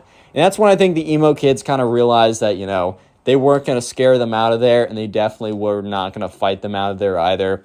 So sure enough, the emo kids they don't even say anything. These kids I guess they're kind of done with trying to scare like Bobby and Ben out of there. So they pick up their stuff, they get up, and they leave. And Bobby and Ben, they go back to doing their whatever they were doing before. But it really was just never the same after that, because like for the rest of the day, Ben would just continuously make emo kid jokes and Bobby would laugh and make them back. So in fact, the rest of the day was better than ever before. And this happened a long time ago. Like this happened like 4 or 5 years ago. And Bobby and Ben actually reunited about a year ago. And literally the only thing they did during their when they reunited was retold this story and made jokes about it the entire time. And this is probably, if you want to continue supporting the channel, please click watch on the video on screen right now. Bye. I know you'll enjoy it. Just click it, do it. How's it going, everyone? Today we have a story of one of the cringiest emo kids of all time. So sit back, relax, subscribe to the channel if you're new. We're calling today's subscriber who submitted the story Brent. So this all happened when Brent was at soccer camp. And so Brent went to the soccer camp every single year. And it just happened that this year he encountered the emo kid at soccer camp. So anyways, this was just another summer of Brent going to soccer camp. His mom dropped him off, and once again, he was pretty excited to go. Unfortunately, some of the friends he made from the year before, they didn't show up this time, so he was very proactive about finding people, meeting new people, and trying to make some new friends. So anyways, in the very beginning of soccer camp, they had kind of a get to know other people type deal. And all of a sudden, right, Brent sees this girl, and she was at kind of the girls' soccer camp. So it was kind of split up like boys' soccer camp and girls' soccer camp. However, it was all under the same umbrella of the soccer camp program. So they would eat lunch together, do non-soccer activities, but the morning soccer practices were kind of split up by gender like that. And so anyways, right away, Brent saw this girl, Emily, and he immediately kind of fell in love with her. Not actually, but was like, OMG, lol, she's cute. I'm going to try and hit. No, I'm just kidding. He's I don't know. He's gone to soccer camp. He's not trying to hit, bro. That's crazy. But anyways, right, so she's going to be an important character later on. But for the meantime, we don't need to think about her because someone much more important comes into the picture. So while Brent is thinking about oh my God, look at that girl over there. I got to start talking to her. That's crazy. He accidentally bumps into this guy and he turns around. This guy is I don't know, a little bit bigger than him, a little bit heavier than him, just kind of a bigger guy. And he's got this long black hair that's swooshed over. He's wearing the standard soccer cleats, but otherwise it's this black band heavy metal t-shirt. He's got black painted nails. He's got a spiky wristband on or whatever. And he turns around, he's like, yo, what did you bump into me, bro? And Brent's like, oh, my fault, didn't mean to do that. He's like, you don't think that I'm an alpha? Is that what you think?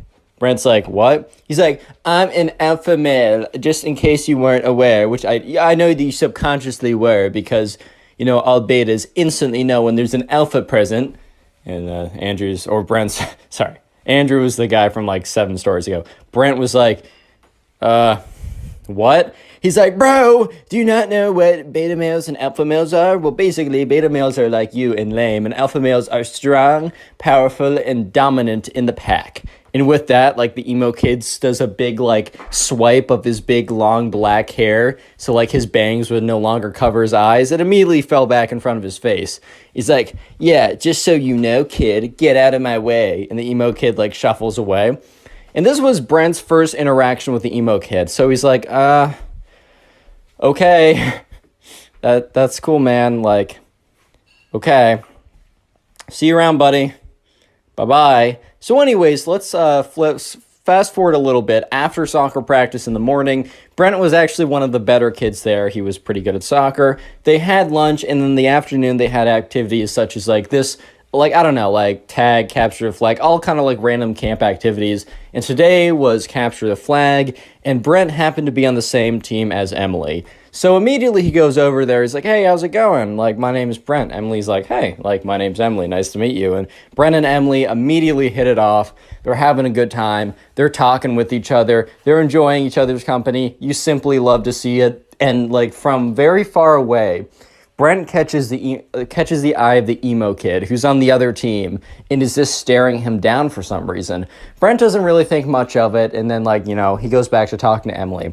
So they're playing capture the flag right now, and Brent, runs over to the other side, gets the flag, right, and starts running back to his side. If you don't know capture the flag, there's like this little penny on both sides, or like a little piece of cloth or something, and while you're on the opponent's side, if they tag you, you're in jail. But what you're trying to do is you're trying to run over there, grab their flag, and run back to your side without being tagged. However, there was a stipulation that it had to be a tag. This isn't tackling. You can't push someone. You can't, like, punch them or anything. You have to tag them if they're on your side. So, Brent is running over there. Sorry, I have a list of names in front of me and from other stories. Brent is running over there. He grabs the enemy team's flag and is running back to his side, and he's really close when he just like immediately slams into the ground. And that's when he realizes that there's a big guy on top of him. And that's when he realizes that the emo kid tackled him. So the emo kid's like, nice try, buddy. Next time, try not to fight the alpha males. And then a camp counselor comes over and says, hey, we said no tackling. You're on the sidelines, points to the emo kid, he's disqualified or whatever, has to sit on the sidelines. Ooh, so alpha, man. But anyways, right, so the penny's returned, but also Brent isn't in, like, jail. He goes back to the other side, and the emo kid has to sit out for the rest of capture the flag. And Brent continues to talk to Emily, and the entire time, the emo kid is just, like, looking over, and he's, like, all angrily staring at Brent. So Brent is now his official enemy. Brent kind of just assumed that they were enemies because of when he bumped into him and also when he got him disqualified, which, did Brent really get him disqualified, or was it because he's an idiot and jumped on him? That's why he got disqualified? Who knows, man? But there was another reason why the emo kid hated Brent. There was another reason that Brent did not realize at the moment, but was very, very, very potent, and is going to be very, very important for later on in the story. I'm gonna give you guys a hint. It starts with an E and ends with a mly. Did you guys get it? Starts with an E and ends with a mly. Emily? I'm just going to tell you, yeah, it is Emily, the girl. So emo kid likes her. Anyways, so Brent and Emily talk for the rest of that capture the flag game. The entire time the emo kid is staring Brent down. Brent just simply assumes, well, this kid hates me for that reason only. But let me just say that the next week of soccer camp was the craziest week that Brent has ever had. So anyways, right, his mom picks him up. He goes back home. His mom's like, hey, how was the first day? And Brent says, oh, I met this really weird kid who tackled me. And she's like, oh my God, are you okay? He's like, yeah, actually, I have barely any scrapes on me even. But he seems to not like me, so I'll keep you updated on that. So Brent is dropped off the next day, and he walks over there. And that's when the emo kid, is just staring him down.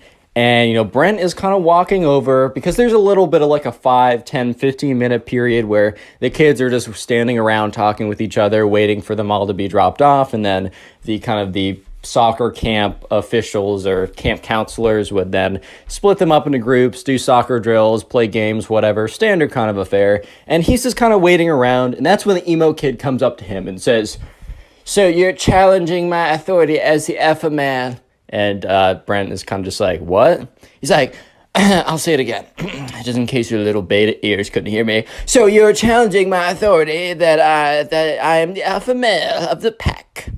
If we were wolves, which we kind of are, and Brent was like, what? If we were wolves, as we kind of are, as I said, I would be the alpha male, alpha wolf, and you would be the beta wolf, and I would be banging your wife while you watch little cuck beta wolf. Whoa. And Brent is looking at this kid. And this kid is like, no offense, but this kid is like the opposite of what a stereotypical alpha male would look like, right? One of those red pill alpha males. It just looks the complete opposite of that. But anyways, Brent's not gonna get into like he's not gonna rebuttal this kid, because like, what is there to rebuttal? Everything, man. Like this kid has no argument. But anyways, Brent's like, okay, and the emo kid's like, well, you say okay, but remember yesterday when you got me kicked out of the game, which you obviously tipped off the ref? And Brent's like, bro, you tackled me. It's very clearly stated in the rule books that you're not allowed to tackle anyone. How is this on me? He's like, dude, it was so clearly on you because the ref understood that I was the alpha male and I was simply asserting my dominance, bro.